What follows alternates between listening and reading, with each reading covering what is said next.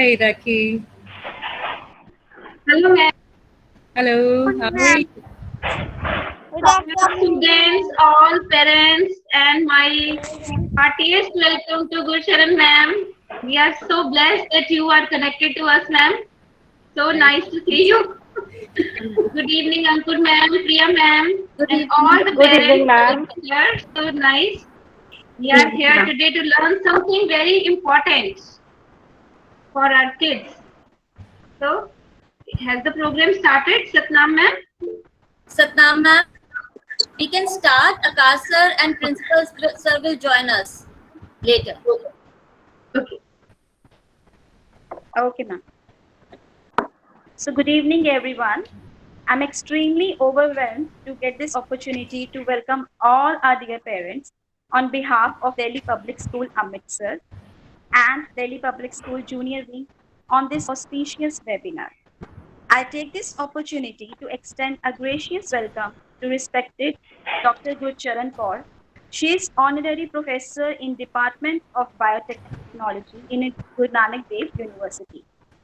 Currently, Professor Kaur is developing comprehensive and multidimensional societal awareness programs at school, family, and community levels under cognitive science research initiative. Before we begin, I welcome Ms. Rakhi Puri, Headmistress, Delhi Public School, Amritsar, and Ms. Ankur Arora, Senior Mistress, Delhi Public Junior Wing. During crises such as COVID-19 pandemic, it is common for everyone to experience increased level of stress and anxiety. Same is with our children as well. Dr. Gurcharan Kaur will apprise the parents about the declining physical and mental health of children due to their lifestyle and habits. Now, I request Professor Kaur to help us to get an insight on adopting a healthy lifestyle so that children can reach developmental and emotional milestones during their childhood and grow into better individuals and healthy individuals. So please, ma'am. Thank you, Madam Satnam, and in my very special thanks to all the faculty members, Madam Raki, Ankur, Priya, and Principal Sir, for giving me this opportunity to be associated with this very prestigious organization, institution, and interact with the young minds and share whatever knowledge I have gained during my last few decades of research in the area of healthy aging and healthy brain aging with the students as well as with the parents and the faculty. So today I will talk to the parents about some facts and basically talking about some little science behind how the lifestyle and basically what we call a lifestyle, is it only the diet or the physical activity or something else, and how the lifestyle it impacts the mental health as well as the physical health of our children, especially during the childhood when their brain is under development. So I'll switch over to my slides and share some of the basic knowledge about the how the brain works and how the brain is affected or impacted by unhealthy lifestyle habits during the childhood. So as the topic is lifestyle and mental health, so let's first see what is mental health. So mental health ਅਸੀਂ ਕਿਸ ਨੂੰ ਕਹਿੰਦੇ ਆ ਕਿ generally ਸਾਡੇ perception ਇਹ ਹੁੰਦੀ ਹੈ ਕਿ ਜਦੋਂ ਕੋਈ ਕਿਸੇ ਦਿਮਾਗੀ ਬਿਮਾਰੀ ਤੋਂ ਸਫਰ ਕਰ ਰਿਹਾ ਹੋਵੇ ਤੇ ਅਸੀਂ ਕਹਿੰਦੇ ਕਿ ਇਹਦੀ ਮੈਂਟਲ ਹੈਲਥ ਖਰਾਬ ਹੈ। ਪਰ ਮੈਂਟਲ ਹੈਲਥ ਦੀ ਜਿਹੜੀ ਡੈਫੀਨੇਸ਼ਨ ਹੈਗੀ ਹੈ ਉਹ ਬਹੁਤ ਜ਼ਿਆਦਾ ਬਰੌਡ ਹੈ ਉਸ ਤੋਂ। ਔਰ mental health, state of mental health or mental well-being is defined. Everybody now knows what is WHO or World Health Organization. So WHO defines mental health as mental well-being in which every individual realizes his or her own potential and one is able to cope up with the normal day-to-day life stresses and can work productively and fruitfully and also is able to contribute to the society. So ਇਹ mental health ਬੱਚਿਆਂ ਵਾਸਤੇ ਅਸੀਂ ਕਿਉਂ specifically stress ਦਿੰਦੇ ਹਾਂ, ਕਿਉਂਕਿ ਜਿਹੜਾ young mind ਹੈ, ਛੋਟਾ ਬੱਚਾ ਹੈ ਜਿਹੜਾ 2 ਸਾਲ ਦਾ, 3 ਸਾਲ ਦਾ ਜਾਂ 5 ਸਾਲ ਦਾ ਜਾਂ ਉਸ ਤੋਂ ਉੱਪਰ ਦੀ ਉਮਰ ਦਾ ਹੈਗਾ, ਸੋ ਉਹ ਜਿਹੜਾ ਯੰਗ ਮਾਈਂਡ ਹੈ ਜਾਂ ਬ੍ਰੇਨ ਹੈ, ਉਸ ਵੇਲੇ ਉਹਦੀ ਡਿਵੈਲਪਮੈਂਟ ਚੱਲ ਰਹੀ ਹੁੰਦੀ। ਸੋ ਵੀ ਸੇ ਯੰਗ ਮਾਈਂਡ ਅੰਡਰ ਕੰਸਟਰਕਸ਼ਨ। ਸੋ ਜਿਹੜਾ ਚਾਈਲਡਹੁੱਡ ਪੀਰੀਅਡ ਹੈਗਾ ਉਹ ਬਹੁਤ ਇੰਪੋਰਟੈਂਟ ਪੀਰੀਅਡ ਹੈ, ਬਿਕੋਜ਼ ਇਸ ਪੀਰੀਅਡ ਦੇ ਵਿੱਚ ਜਿਸ ਤਰ੍ਹਾਂ ਬ੍ਰੇਨ ਦੀ ਡਿਵੈਲਪਮੈਂਟ ਹੁੰਦੀ ਹੈ, ਸੋ ਉਹਦੇ ਵਿੱਚ ਨਵੇਂ ਕਨੈਕਸ਼ਨਸ ਜਿਹੜੇ ਬਣਦੇ ਨੇ, ਜਿਹੜੇ ਕਿ ਉਹਦੇ ਬਿਹੇਵੀਅਰ, ਉਹਦੇ ਲਰਨਿੰਗ ਐਂਡ ਮੈਮਰੀ ਵਾਸਤੇ ਰਿਸਪੌਂਸਿਬਲ ਹੁੰਦੇ ਆ। ਸੋ ਇਸ ਪੀਰੀਅਡ ਦੇ ਵਿੱਚ ਕੋਈ ਵੀ ਕਿਸੇ ਤਰ੍ਹਾਂ ਦਾ ਵੀ ਲਾਈਫ ਸਟਾਈਲ ਜਿਹੜਾ ਅਨਹੈਲਦੀ ਲਾਈਫ ਸਟਾਈਲ ਹੈ, ਜਿਹਦੇ ਵਿੱਚ ਅਸੀਂ ਕਿ ਬੱਚੇ ਦੀ ਡਾਈਟ ਵੀ ਲੈਂਦੇ ਹਾਂ, ਬੱਚੇ ਦੀ ਫਿਜ਼ੀਕਲ ਐਕਟੀਵਿਟੀ ਵੀ ਲੈਂਦੇ ਹਾਂ। ਅੱਜ ਕੱਲ੍ਹ ਜਿਸ ਤਰ੍ਹਾਂ ਬਹੁਤ ਜ਼ਿਆਦਾ ਪ੍ਰੋਬਲਮ ਇਹ ਹੋਈ ਕਿ ਸਕਰੀਨ ਟਾਈਮ ਜਿਹੜਾ ਬੱਚਿਆਂ ਕੋਲ, ਫੋਨ ਦੀ ਅਵੇਲੇਬਿਲਿਟੀ, ਲੈਪਟਾਪਸ ਹੈ, ਕੰਪਿਊਟਰਸ ਹੈ, ਟੀਵੀਜ਼ ਹੈ, ਉਹਦੇ ਕਰਕੇ ਜਿਹੜਾ ਸਕਰੀਨ ਟਾਈਮ ਬਹੁਤ ਜ਼ਿਆਦਾ ਹੈ, ਗਲੇਅਰ ਕਰਕੇ ਜੋ ਉਹਨਾਂ ਦੀ ਸਿਹਤ 'ਤੇ ਅਸਰ ਹੁੰਦਾ ਹੈ, specially on the mental health. And also ਜਿਹੜਾ ਉਹਨਾਂ ਦੀ ਸਲੀਪ ਕੁਆਲਿਟੀ, ਬਿਕੋਜ਼ ਦੇ are sleeping late, they are eating late, they are eating unhealthy, so ਉਹਦੇ ਕਰਕੇ ਉਹ ਸਾਰੀਆਂ ਜਿਹੜੇ ਫੈਕਟਰਸ ਦੇ ਕਰਕੇ ਉਹਨਾਂ ਦੀ ਜਿਹੜੀ ਬ੍ਰੇਨ ਦੀ ਡਿਵੈਲਪਮੈਂਟ ਹੈ ਉਹ ਉਹਦੇ 'ਤੇ ਇੰਪੈਕਟ ਪੈਂਦਾ ਹੈ। ਔਰ ਚਾਈਲਡਹੁੱਡ ਦੀ ਵਿੱਚ ਜਿਹੜੀ ਬ੍ਰੇਨ ਦੀ ਡਿਵੈਲਪਮੈਂਟ ਹੈ ਉਹ ਖਾਸ ਕਰਕੇ ਅਨਹੈਲਦੀ ਫੂਡ, ਜਿਹਨੂੰ ਕਿ ਅਸੀਂ ਜੰਕ ਫੂਡ ਕਹਿੰਦੇ ਹਾਂ ਜਾਂ ਫਾਸਟ ਫੂਡ ਕਹਿੰਦੇ ਹਾਂ, because this is nutrient deprived, rich in calories but deprived in the nutrition or nutrients. So ਇਸ ਕਰਕੇ ਇਸ ਫੇਜ਼ ਦੇ ਵਿੱਚ, ਚਾਈਲਡਹੁੱਡ ਦੇ ਵਿੱਚ ਇਹ ਸਮਝਣਾ ਬਹੁਤ ਹੀ ਇੰਪੋਰਟੈਂਟ ਹੈ ਕਿ ਇਹਦੇ ਚਾਈਲਡਹੁੱਡ ਦੇ ਵਿੱਚ ਫੂਡ ਚੋਇਸਿਸ ਹੈ ਜਿਹੜਾ ਬੱਚੇ ਅੱਜ ਕੱਲ੍ਹ ਕਰਦੇ ਹੈ, ਔਰ ਉਹਦੇ ਨਾਲ ਉਹਨਾਂ ਦੀ ਮੈਂਟਲ ਹੈਲਥ ਦਾ ਕੀ ਲਿੰਕ ਹੈਗਾ। ਸੋ ਜਿਸ ਤਰ੍ਹਾਂ ਮੈਂ ਪਹਿਲੇ ਵੀ ਕਿਹਾ ਕਿ ਮੈਂਟਲ ਹੈਲਥ ਜਿਹੜੀ ਹੈ ਉਹ ਸਿਰਫ ਇਹ ਨਹੀਂ ਕਿ ਜਦੋਂ ਆਪਾਂ ਕੋਈ ਕਿਸੇ ਵੱਡੀ ਬਿਮਾਰੀ ਤੋਂ ਬੱਚੇ ਸਫਰ ਕਰਨ ਦੇ ਅਸੀਂ ਕਹਿੰਦੇ ਹਾਂ ਜਾਂ ਵੱਡੇ ਸਫਰ ਕਰਨ ਮੈਂਟਲ ਹੈਲਥ ਹੈ। Mental health includes there emotional health, means ਕਿ ਉਹ ਆਪਣੇ ਜਿਹੜੇ ਡੇ ਟੂ ਡੇ ਸਟ੍ਰੈਸਿਸ ਹੈ ਲਾਈਫ ਦੇ, ਛੋਟੇ ਬੱਚਿਆਂ ਲਈ ਅਸੀਂ ਕਹਾਂਗੇ ਕਿ ਉਹ ਜਦੋਂ ਉਹਨਾਂ ਦੀ ਪੜ੍ਹਾਈ 'ਤੇ ਬੋਝ ਹੁੰਦਾ ਹੈ ਜਾਂ ਆਪਣੇ ਫਰੈਂਡਸ ਦੇ ਨਾਲ ਕਿਸ ਤਰ੍ਹਾਂ ਡੀਲ ਕਰਦੇ ਨੇ, ਜਾਂ ਆਪਣੀ ਫੈਮਿਲੀ ਦੇ ਨਾਲ, ਆਪਣੇ ਕੇਅਰ ਗਿਵਰਸ ਦੇ ਨਾਲ ਉਹ ਕਿਸ ਤਰ੍ਹਾਂ ਡੀਲ ਕਰਦੇ ਨੇ। ਸੋ ਸਾਈਕੋਲੋਜੀਕਲ ਜਿਸ ਤਰ੍ਹਾਂ ਉਹ ਕਿਸ ਤਰ੍ਹਾਂ ਸੋਚਦੇ ਨੇ, ਫੀਲ ਕਰਦੇ ਨੇ, ਇਹ ਸਾਰੀਆਂ, ਔਰ ਸੋਸ਼ਲ ਵੈਲਬੀਂਗ ਕਿ ਉਹ ਦੂਜਿਆਂ ਦੇ ਪ੍ਰਤੀ ਕਿਤਨੇ ਕੁ ਕੰਪੈਸ਼ਨੇਟ ਨੇ, ਉਹਨਾਂ ਦੇ ਆਪਣੇ ਫਰੈਂਡਸ ਦੇ ਨਾਲ ਜਾਂ ਹੋਰ ਸਰਕਲ ਦੇ ਵਿੱਚ ਉਹਨਾਂ ਦੇ ਆਪਣੇ ਰਿਲੇਸ਼ਨਸ ਕਿਸ ਤਰ੍ਹਾਂ ਦੇ ਨੇ। ਸੋ ਇਹ ਸਾਰੀਆਂ ਚੀਜ਼ਾਂ ਜਿਹੜੀਆਂ ਨੇ ਮੈਂਟਲ ਹੈਲਥ ਦੇ ਵਿੱਚ ਕਵਰ ਹੁੰਦੀਆਂ, ਨਾਟ ਜਸਟ ਕਿ ਅਸੀਂ ਕਹੀਏ ਕਿ ਹੁਣ ਕੋਈ ਵੱਡੀ ਬਿਮਾਰੀ ਤੋਂ ਸਫਰ ਕਰਿਆ ਫਿਰ ਅਸੀਂ ਕਹਾਂਗੇ ਕਿ ਮੈਂਟਲ ਹੈਲਥ ਦੀ ਪ੍ਰੋਬਲਮ ਆ ਰਹੀ ਹੈ। ਸੋ ਮੈਂਟਲ ਹੈਲਥ ਜਿਹੜੀ ਹੈ this important at every stage of life, from the childhood to adolescent to the adulthood. So ਇਹ ਜਿਹੜੀ ਲਾਈਨ ਮੈਂ ਨੀਚੇ ਲਿਖੀ ਹੈ, ਵਾਦੜੀਆਂ ਸਜਾਦੜੀਆਂ ਨਿਬਣ ਸਿਰਾਂ ਦੇ ਨਾਲ, ਇਹ ਇਸ ਕਰਕੇ ਲਿਖੀ ਹੈ ਕਿ ਜੋ ਬਚਪਨ ਦੇ ਵਿੱਚ ਬੱਚੇ ਦੀ ਡਿਵੈਲਪਮੈਂਟ ਦੇ ਟਾਈਮ 'ਤੇ ਅਗਰ ਕੋਈ ਵੀ ਇਹੋ ਜਿਹੇ ਇਮੋਸ਼ਨਲ ਜਾਂ ਸਾਈਕੋਲੋਜੀਕਲ ਜਾਂ ਡਾਈਟ ਜਾਂ ਲੈਕ ਆਫ ਫਿਜ਼ੀਕਲ ਐਕਟੀਵਿਟੀ, ਜਿਹਨੂੰ ਆਪਾਂ ਕਲੈਕਟਿਵਲੀ ਕਹਿ ਦਿੰਦੇ ਹਾਂ ਅਨਹੈਲਦੀ ਲਾਈਫ ਸਟਾਈਲ, ਉਹਦੇ ਕਰਕੇ ਜਿਹੜੀ ਬੱਚੇ ਦੀ ਡਿਵੈਲਪਮੈਂਟ 'ਤੇ, ਬ੍ਰੇਨ ਦੀ ਡਿਵੈਲਪਮੈਂਟ 'ਤੇ ਫਰਕ ਪੈਂਦਾ ਹੈ ਜਾਂ ਅਸਰ ਪੈਂਦਾ ਜਾਂ ਜਿਹਨੂੰ ਕਹਿ ਸਕਦੇ ਕਿ ਨੈਗੇਟਿਵ ਇੰਪੈਕਟ ਪੈਂਦਾ, ਉਹਦੇ ਕਰਕੇ ਉਹਦੀ ਜਿਹੜੀ ਮੈਂਟਲ ਹੈਲਥ ਹੈ, ਜਿਹੜੀ ਜਿਸਨੂੰ ਅਸੀਂ ਆਮ ਤੌਰ 'ਤੇ ਦੇਖ ਲੈਂਦੇ ਹਾਂ ਕਿ ਬੱਚਾ ਦਾ ਜਿਹੜਾ ਬਿਹੇਵੀਅਰ ਉਹ ਬੜਾ ਰਿਐਕਟਿਵ ਹੈ ਜਾਂ ਐਂਸ਼ੀਅਸ ਹੈ, ਜਾਂ ਉਹ ਛੋਟੀ ਛੋਟੀ ਗੱਲ ਤੋਂ ਉਹ ਘਬਰਾ ਜਾਂਦਾ ਹੈ, ਇਹ ਸਾਰੀਆਂ ਚੀਜ਼ਾਂ ਉਹਦੇ ਵਿੱਚ ਬਹੁਤ ਮੈਟਰ ਕਰਦੀਆਂ ਕਿ ਉਹ ਬਚਪਨ ਦੇ ਵਿੱਚ ਬੱਚੇ ਦੀਆਂ ਸਾਰੀਆਂ ਜਿਹੜੀਆਂ ਲਾਈਫ ਸਟਾਈਲ ਦੀਆਂ ਹੈਬਿਟਸ ਹੈ ਉਹ ਕਿਸ ਤਰ੍ਹਾਂ ਦੀਆਂ ਰਹੀਆਂ। ਮੇਰਾ ਜਿਹੜਾ ਆਪਣਾ ਕੰਮ ਰਿਹਾ ਸਾਰੀ ਬ੍ਰੇਨ ਰਿਸਰਚ ਦੇ ਉੱਪਰ, ਅਸੀਂ ਬਹੁਤ ਸਾਰਾ ਕੰਮ ਕੀਤਾ ਇਹਦੇ 'ਤੇ ਐਸਪੈਕਟ 'ਤੇ ਬ੍ਰੇਨ ਪਲਾਸਟਿਸਿਟੀ। ਸੋ ਜੇ ਅਸੀਂ ਕਹਿੰਦੇ ਬ੍ਰੇਨ ਪਲਾਸਟਿਸਿਟੀ, ਇਹਦਾ ਮਤਲਬ ਇਹ ਨਹੀਂ ਕਿ ਸਾਡਾ ਬ੍ਰੇਨ ਜਿਹੜਾ ਉਹ ਪਲਾਸਟਿਕ ਦਾ ਬਣਿਆ, ਨਹੀਂ। ਇਹਦਾ ਮਤਲਬ ਹੈ ਕਿ ਬ੍ਰੇਨ ਦੇ ਵਿੱਚ ਇੰਨੀ ਪਾਵਰ ਹੈ ਕਿ ਉਹਦੇ ਵਿੱਚ ਜਿਹੜੀਆਂ ਚੇਂਜਸ ਨੇ ਉਹ ਲਗਾਤਾਰ ਹੁੰਦੀਆਂ ਰਹਿੰਦੀਆਂ, ਉਹਦੇ ਕਨੈਕਸ਼ਨਸ ਦੇ ਵਿੱਚ, ਉਹਦੀ ਵਾਇਰਿੰਗ ਜਿਹਨੂੰ ਅਸੀਂ ਕਹਿੰਦੇ ਹਾਂ ਨਿਊਰਲ ਨੈਟਵਰਕਿੰਗ ਜਾਂ ਬ੍ਰੇਨ ਵਾਇਰਿੰਗ। ਸੋ ਸਾਨੂੰ ਇਹ ਸਭ ਨੂੰ ਪਤਾ ਹੈ ਕਿ ਜਿਹੜਾ ਬ੍ਰੇਨ ਹੈ ਉਹਦਾ ਸੈੱਲ ਔਰ ਉਹਦੀ ਜਿਹੜੀ ਵਾਇਰਿੰਗ ਹੈ ਥਰੂ ਇਹਦੇ ਜਿਹੜੇ ਪਾਰਟਸ ਨੇ, ਜਿਸ ਤਰ੍ਹਾਂ ਇੱਥੇ ਮੈਂ ਤੁਹਾਨੂੰ ਦਿਖਾ ਰਹੀ ਹਾਂ, ਐਕਸਨ ਹੈ, ਡੈਂਡਰਾਈਟਸ ਨੇ, ਇਹ ਸ਼ੇਪ ਹੈ ਨਿਊਰੋਨ ਦੀ, ਜਿਹੜਾ ਬ੍ਰੇਨ ਦਾ ਸੈੱਲ ਹੈ। ਸੋ ਇਹਦੇ ਥਰੂ ਇਹ ਨਰਵ ਕੰਡਕਟ ਕਰਦਾ, ਜਿਹਦੇ ਨਾਲ ਇਨਫੋਰਮੇਸ਼ਨ ਟਰੈਵਲ ਕਰਦੀ ਹੈ from periphery to the brain and brain to the periphery for reaction ਔਰ ਫॉर ਕੰਟਰੋਲ। ਸੋ ਇਹ ਜਿਹੜੀ ਪਾਰਟਸ ਨੇ ਬ੍ਰੇਨ ਦੇ ਨਿਊਰੋਨ ਦੇ ਪਾਰਟਸ ਨੇ ਇਹ ਜਿਹੜੇ ਨੇ ਲਗਾਤਾਰ ਚੇਂਜਸ ਇਹਨਾਂ 'ਚ ਹੁੰਦੀਆਂ ਰਹਿੰਦੀਆਂ ਔਰ ਇਹ ਚੇਂਜਸ ਜਿਹੜੀਆਂ ਨੇ ਡਾਇਰੈਕਟਲੀ ਇੰਪੈਕਟ ਹੁੰਦੀਆਂ ਸਾਡੇ ਜਿਹੜੇ ਲਾਈਫ ਸਟਾਈਲ ਦੇ ਨਾਲ। ਸੋ ਬ੍ਰੇਨ ਪਲਾਸਟਿਸਿਟੀ ਜਿਹੜੀ ਹੈ ਉਹ ਅੱਛਾ ਵੀ ਹੋ ਸਕਦੀ ਹੈ ਔਰ ਉਹਦੇ ਗਲਤ ਇੰਪੈਕਟ ਵੀ ਪੈ ਸਕਦਾ। It all depends how we nourish the brain with nutrition and good thoughts. So ਇਸ ਕਰਕੇ ਇਹ ਕਿਹਾ ਜਾਂਦਾ ਹੈ ਕਿ ਜਿਹੜੇ ਯੰਗ ਮਾਈਂਡ ਨੇ ਉਹ ਉਸ ਵੇਲੇ ਜਦੋਂ ਡਿਵੈਲਪਮੈਂਟ ਚੱਲ ਰਹੀ ਜਿਸ ਤਰ੍ਹਾਂ ਮੈਂ ਕਿਹਾ ਕਿ ਬ੍ਰੇਨ ਸੈਲਸ ਆਪਸ ਵਿੱਚ ਕਨੈਕਟਡ ਨੇ ਜਿਹੜੇ ਰਿਸਪੌਂਸਿਬਲ ਹੁੰਦੇ ਆ ਫॉर ਨਰਵ ਕੰਡਕਸ਼ਨ ਔਰ ਫॉर ਮੈਸੇਜ ਕਨਵੇਇੰਗ।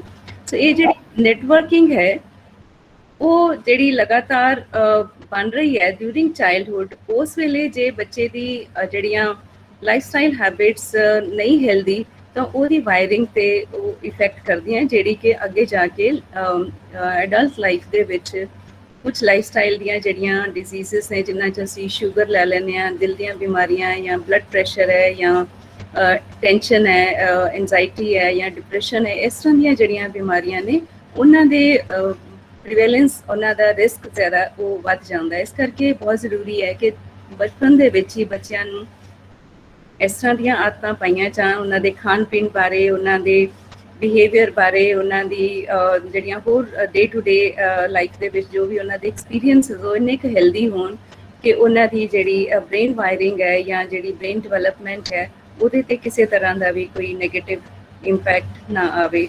ਸੋ ਜਦੋਂ ਅਸੀਂ ਬੱਚਿਆਂ ਨੂੰ ਹਰ ਤਰ੍ਹਾਂ ਦੇ ਨਾਲ ਲਾਈਕ ਸਪੋਰਟ ਕਰਦੇ ਹਾਂ say nurture physically, socially, emotionally and intellectually, so ਇਹ ਸਾਰੀਆਂ ਚੀਜ਼ਾਂ ਐਸਪੈਕਟਸ ਨੂੰ ਜਦੋਂ ਅਸੀਂ ਧਿਆਨ ਦੇ ਵਿੱਚ ਰੱਖਦੇ ਹਾਂ ਤਾਂ ਉਹਨਾਂ ਦੀ ਬੜੀ ਅੱਛੀ ਤਰ੍ਹਾਂ ਜਿਸ ਤਰ੍ਹਾਂ ਆਪਾਂ ਕਹਿ ਦਿੰਦੇ ਹਾਂ ਕਿ ਮਲਟੀਚਿਊਡਲ ਨਿਊਰਲ ਕਨੈਕਸ਼ਨਸ ਜਿਹੜੇ ਬਣਦੇ ਨੇ ਉਹਨਾਂ ਦੇ ਬ੍ਰੇਨ ਦੇ ਵਿੱਚ ਔਰ ਉਹ ਜਿਹੜੇ ਕਿ ਬਾਅਦ ਦੇ ਵਿੱਚ they will serve them throughout their life course.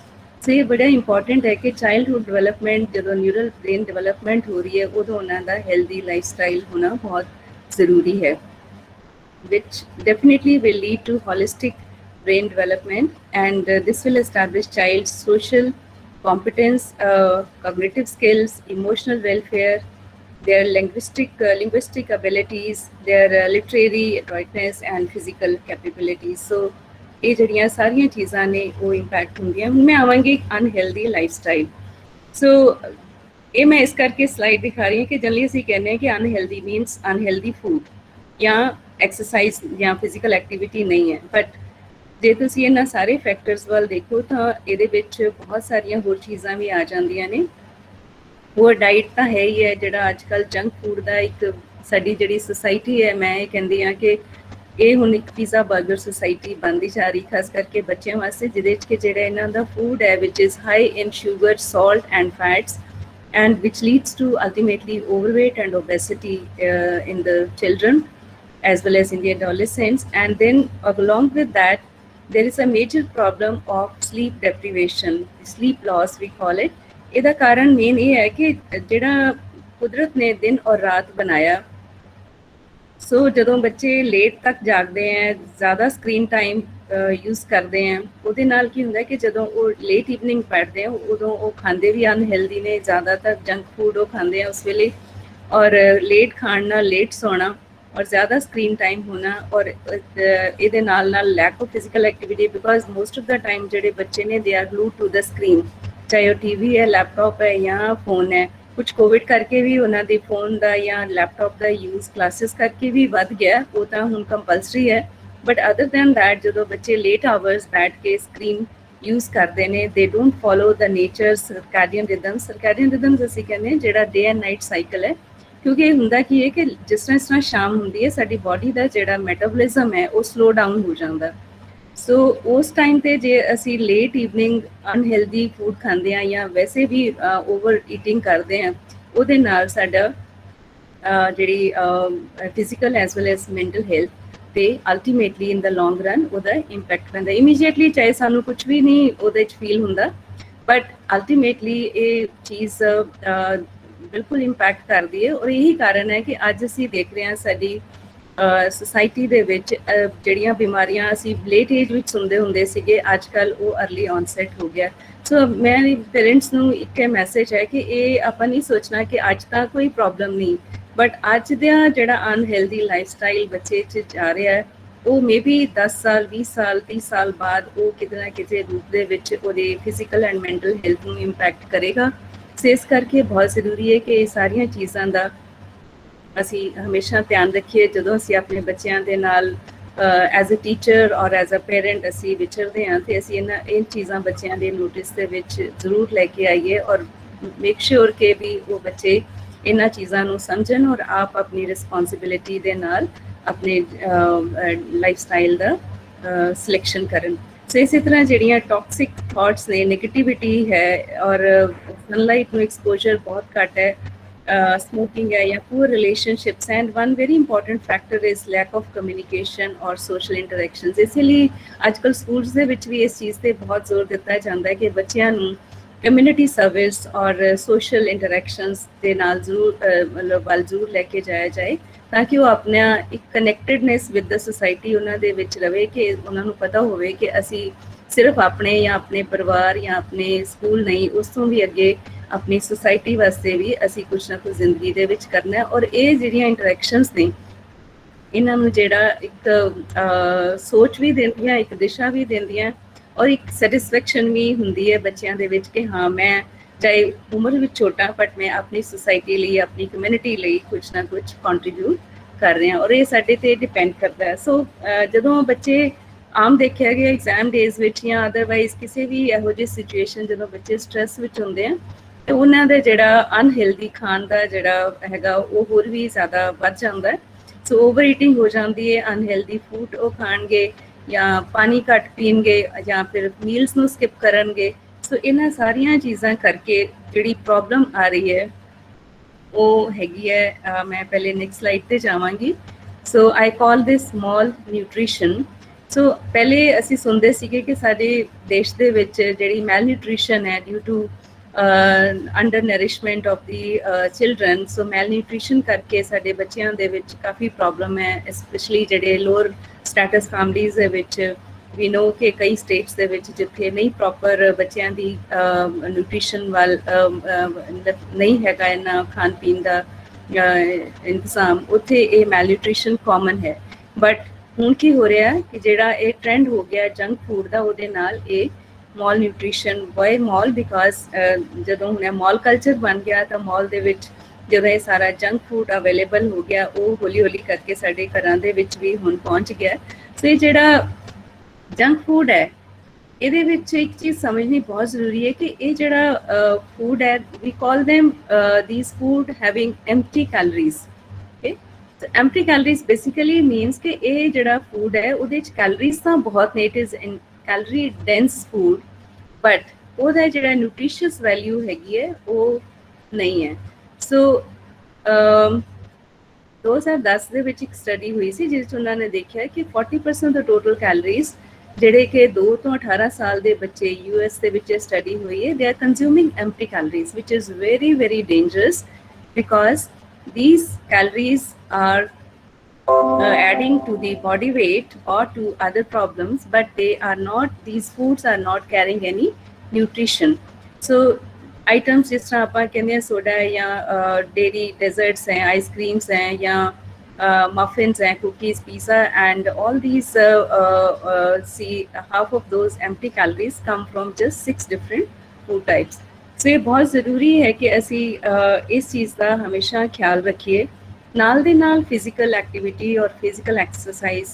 So physical activity जे असी उहदी बैकग्राउंड ते जाइए, अज तो कोई 10,000 साल पहले जदों असी कहंदे सी man was a hunter gatherer, so उदों की सीगा कि there was lot of physical activity and जिहड़ा फूड अवेलेबल हुंदा सीगा वो हमेशा नहीं मिलता सीगा। So they were like gaps, so there were fasting periods between the availability of the food. So ਜਿਹੜੀ ਸਾਡੀ body ਹੈ, ਸਾਡੀ physiology ਹੈ, basically ਉਹ develop ਹੋਈ ਹੈ for this type of food availability कि खाना है और नहीं है, there is a gap. but ਹੁਣ ਕੀ ਹੋ ਰਿਹਾ ਹੈ ਕਿ ਖਾਣੇ ਦੀ availability ਬਹੁਤ ਵੱਧ ਗਈ ਹੈ और ਨਾਲ ਦੇ ਨਾਲ unhealthy ਖਾਣਾ। so overeating और over consumption of energy calorie rich food ਜਿਹੜਾ ਹੈਗਾ ਉਹਦੇ ਨਾਲ ਨਾਲ ਜਦੋਂ ਫਿਜ਼ੀਕਲ ਐਕਟੀਵਿਟੀ ਵੀ ਘਟ ਰਹੀ ਹੈ, ਸੋ ਉਹਦੇ ਨਾਲ ਸਾਡੀ ਬਾਡੀ ਦੇ ਵਿੱਚ ਜਿਹੜੀਆਂ ਇਨਫਲੇਮੇਟਰੀ ਰਿਐਕਸ਼ਨਸ ਜਾਂ ਕੈਮੀਕਲਸ ਜਨਰੇਟ ਹੋ ਰਹੇ ਹਨ ਅਲਟੀਮੇਟਲੀ ਸਲੋਲੀ ਉਹ ਜਿਹੜੇ ਗ੍ਰੈਜੂਅਲੀ ਸਾਡੀ ਬੋਡੀ ਤੇ ਬਹੁਤ physical as well as mental health ਤੇ ਉਹ ਇੰਪੈਕਟ ਆਪਣਾ ਲਿਆਉਣਾ ਸ਼ੁਰੂ ਕਰ ਦਿੰਦੇ ਆ ਕਿਉਂਕਿ ਹੁਣ ਜਿਹੜਾ ਖਾਣਾ ਓਵਰ ਈਟਿੰਗ ਦੇ ਕਰਕੇ ਔਰ ਫਿਜ਼ੀਕਲ ਐਕਟੀਵਿਟੀ ਘੱਟ ਹੋਣ ਦੇ ਕਰਕੇ ਜਿਹੜੇ ਸਾਡੀ ਬੋਡੀ ਆਰਗਨਸ ਨੇ specially our digestive system is not able to cope up with this say over nutrition and lack of physical activity. So as a result jada body da weight hai overweight, we call it overweight or obesity and inflammation ਉਹ problems ਜਿਹੜੀਆਂ ਵੱਧ ਗਈਆਂ ਨੇ। ਇਹ ਸਿਰਫ ਇੱਕ slide ਮੈਂ ਦਿਖਾ ਰਹੀ ਹਾਂ ਕਿ ਬ੍ਰੇਨ ਦੇ ਵਿੱਚ different types of cells ਨੇ ਔਰ ਉਹ ਇੱਕ ਦੂਜੇ ਨੂੰ ਪੂਰੀ ਤਰ੍ਹਾਂ ਸਪੋਰਟ ਕਰਦੇ ਆ। as you can see they are all healthy. These three types of main types of cells in the brain in the healthy brain. But जब भी कोई इस तरह की प्रॉब्लम या डिजीज आती है सो ਉਹਦੇ ਨਾਲ ਇਹ ਸੈਲਸ ਜਿਹੜੇ ਨੇ ਕੈਮੀਕਲਸ ਜਨਰੇਟ ਕਰਨਾ ਸ਼ੁਰੂ ਕਰਦੇ ਜਿਹੜੇ ਕਿ ਸਾਡੇ ਬ੍ਰੇਨ ਦੇ ਐਕਚੁਅਲ ਨਿਊਰੋਨਸ ਜਿਹੜੇ ਨੇ ਉਹਨਾਂ ਨੂੰ ਡੈਮੇਜ ਕਰਨਾ ਸ਼ੁਰੂ ਕਰ ਦਿੰਦੇ ਆ। ਸੋ ਇੱਕ ਵਾਰੀ ਇਹ ਡੈਮੇਜ ਜਦੋਂ ਸ਼ੁਰੂ ਹੋ ਜਾਂਦਾ ਤਾਂ ਉਹਦੇ ਨਾਲ ਫਿਰ ਕੋਈ ਨਾ ਕੋਈ ਜਿਹੜੀ ਦਿਮਾਗੀ ਬਿਮਾਰੀ ਹੈ ਉਹ ਆਉਣਾ ਸ਼ੁਰੂ ਹੋ ਜਾਂਦੀ। ਮੈਂ ਇਹ ਸਲਾਈਡ ਸ਼ੋ ਕਰਕੇ ਕੋਈ ਪੇਰੈਂਟਸ ਨੂੰ ਜਾਂ ਬੱਚਿਆਂ ਨੂੰ ਬਿਲਕੁਲ ਕੋਈ ਇਹ ਨਹੀਂ ਕਹਿ ਰਹੀ ਕਿ ਵੀ ਇਹਦੇ 'ਚ ਕੋਈ ਇਮੀਡੀਏਟਲੀ ਡਰਨ ਵਾਲੀ ਗੱਲ ਹੈ ਬਟ ਹਾਂ ਅਗਰ ਅਸੀਂ ਇਹ ਆਪਣੀਆਂ ਆਦਤਾਂ ਜਾਂ ਬੱਚਿਆਂ ਦੇ ਵਿੱਚ ਇਹਨਾਂ ਚੀਜ਼ਾਂ ਦੇ ਜਾਂ ਜਿਹੜੀਆਂ ਹੈਬਿਟਸ ਨੇ ਉਹ ਨਹੀਂ ਅਗਰ ਕਰਦੇ ਠੀਕ ਅੱਜ ਤੇ ਅਲਟੀਮੇਟਲੀ ਇਹ ਚੀਜ਼ਾਂ ਕਿਤੇ ਨਾ ਕਿਤੇ ਜਦੋਂ ਉਹਨਾਂ ਦੇ ਐਡਲਟਹੁੱਡ ਦੇ ਵਿੱਚ ਇੰਪੈਕਟ ਕਰ ਸਕਦੀਆਂ। ਸੋ ਇੱਕ ਸ਼ਾਰਟ ਸਟੋਰੀ ਇਹਦੇ 'ਚ ਹੈ ਕਿ ਵੀ ਬ੍ਰੇਨ ਔਰ ਹਾਰਟ ਔਰ ਲਿਵਰ ਔਰ ਤੁਹਾਡੇ ਜਿਹੜਾ ਡਾਈਜੈਸਟਿਵ ਸਿਸਟਮ ਹੈ ਆਪਸ 'ਚ ਉਹਨਾਂ ਦੀ ਬਹਿਸ ਹੋ ਰਹੀ ਔਰ ਬ੍ਰੇਨ ਕਹਿੰਦਾ ਕਿ ਵੀ ਮੈਂ ਸਭ ਤੋਂ ਜ਼ਿਆਦਾ ਇੰਪੋਰਟੈਂਟ ਹੈ ਕਿਉਂਕਿ ਮੈਂ ਸਾਰੀ ਬੋਡੀ ਨੂੰ ਕੰਟਰੋਲ ਕਰ ਰਿਹਾ। ਹਾਰਟ ਕਹਿੰਦਾ ਮੈਂ ਤਾਂ ਬੋਡੀ ਨੂੰ ਚਲਾਉਂਦਾ ਹੈਗਾ।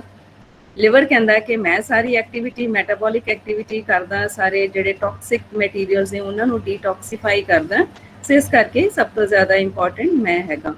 ਸੋ ਫਾਈਨਲੀ ਜਿਹੜਾ ਸਾਡਾ ਡਾਈਜੈਸਟਿਵ ਸਿਸਟਮ ਹੈ ਉਹ ਸੁਣਦਾ ਹੈ ਤੇ ਫਿਰ ਉਹ ਇੱਕਦਮ ਉੱਠਦਾ ਕਹਿੰਦਾ ਕਿ ਨਹੀਂ ਜੀ ਮੈਂ ਸਭ ਤੋਂ ਜ਼ਿਆਦਾ ਇੰਪੋਰਟੈਂਟ ਹਾਂ। ਸੋ ਸਾਰੇ ਹੱਸਣ ਲੱਗ ਜਾਂਦੇ ਵੀ ਤੂੰ ਕਿਵੇਂ ਇੰਪੋਰਟੈਂਟ ਹੋ ਸਕਦਾ। ਉਹ ਗੁੱਸੇ 'ਚ ਆ ਕੇ ਬੰਦ ਹੋ ਜਾਂਦਾ। ਸੋ ਜਿਸ ਤਰ੍ਹਾਂ ਹੀ ਬੰਦ ਹੁੰਦਾ ਤੇ 2 ਦਿਨਾਂ ਦੇ ਵਿੱਚ ਹੀ ਸਾਰੇ ਮੰਨ ਜਾਂਦੇ ਕਿ ਹਾਂ ਭਾਈ ਤੂੰ ਹੀ ਸਭ ਤੋਂ ਇੰਪੋਰਟੈਂਟ ਹੈ। ਸੋ ਇਹ ਸਟੋਰੀ ਦੱਸਣ ਦਾ ਮੇਰਾ ਨਾ ਇੱਕ ਮਕਸਦ ਇਹ ਹੈਗਾ ਕਿ no doubt brain, heart, liver, every organ of the body is very important but ਜਿਹੜਾ ਸਾਡਾ ਡਾਈਜੈਸਟਿਵ ਸਿਸਟਮ ਹੈ, ਜਿਹੜੀ ਸਾਡੀ ਪਾਚਨ ਸ਼ਕਤੀ ਹੈ ਉਹ ਸਾਡੀ ਕਿਉਂਕਿ ਅਸੀਂ ਖਾਣਾ ਜੋ ਖਾਂਦੇ ਹਾਂ ਸਾਡਾ ਡਾਈਜੈਸਟਿਵ ਸਿਸਟਮ ਉਹਨੂੰ ਡਾਈਜੈਸਟ ਕਰਦਾ ਹੈ ਉਹਨੂੰ ਔਰ ਫਿਰ ਇਹ ਸਾਡੇ ਬਲੱਡ ਦੇ ਵਿੱਚ ਐਬਜ਼ੌਰਬ ਹੋ ਕੇ ਸਾਡੇ ਬੋਡੀ ਦੇ ਹਰ ਆਰਗਨ ਹਰ ਸੈੱਲ ਨੂੰ ਉਹ ਖਾਣਾ ਪਹੁੰਚਾਇਆ ਜਾਂਦਾ। ਸੋ ਜੇ ਅਸੀਂ ਖਾਣਾ ਅਨਹੈਲਦੀ ਖਾਵਾਂਗੇ ਤਾਂ ਅਨਹੈਲਦੀ ਖਾਣਾ ਹੀ ਨਿਊਟ੍ਰੀਸ਼ਨ ਹੀ different parts of the body ਨੂੰ ਜਾਣਗੇ ਔਰ ਅਲਟੀਮੇਟਲੀ ਸਾਰੇ ਹੀ ਆਰਗਨਸ ਤੇ ਕਿਸੇ ਨਾ ਕਿਸੇ ਰੂਪ ਦੇ ਵਿੱਚ ਉਹ ਚੀਜ਼ ਇੰਪੈਕਟ ਕਰੇਗੀ। ਸੋ ਕੁਝ ਜਿਹੜੇ ਫੈਕਟਸ ਨੇ about the food and the nutrition ਮੈਂ ਇੱਥੇ ਉਹਨਾਂ ਬਾਰੇ ਗੱਲ ਕਰਨਾ ਚਾਹਾਂਗੀ ਕਿ ਜੋ ਅਸੀਂ ਖਾਂਦੇ ਹਾਂ what we eat is food not nutrition।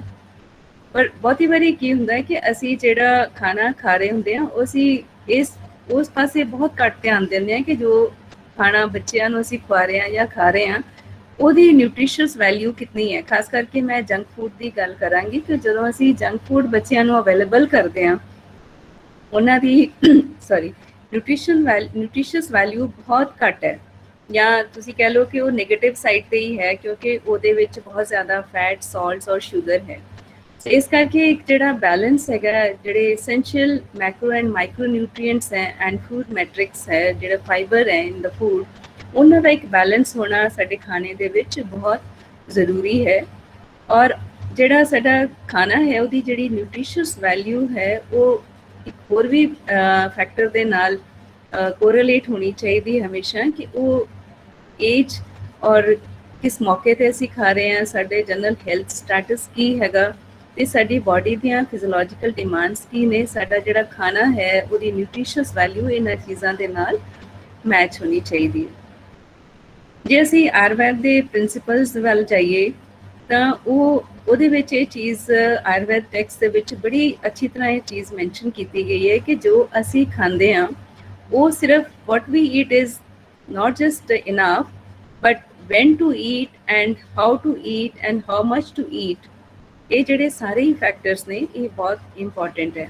So when we say what to eat means healthy balanced diet is required for nourishing our body and for healthy body, and then when to eat.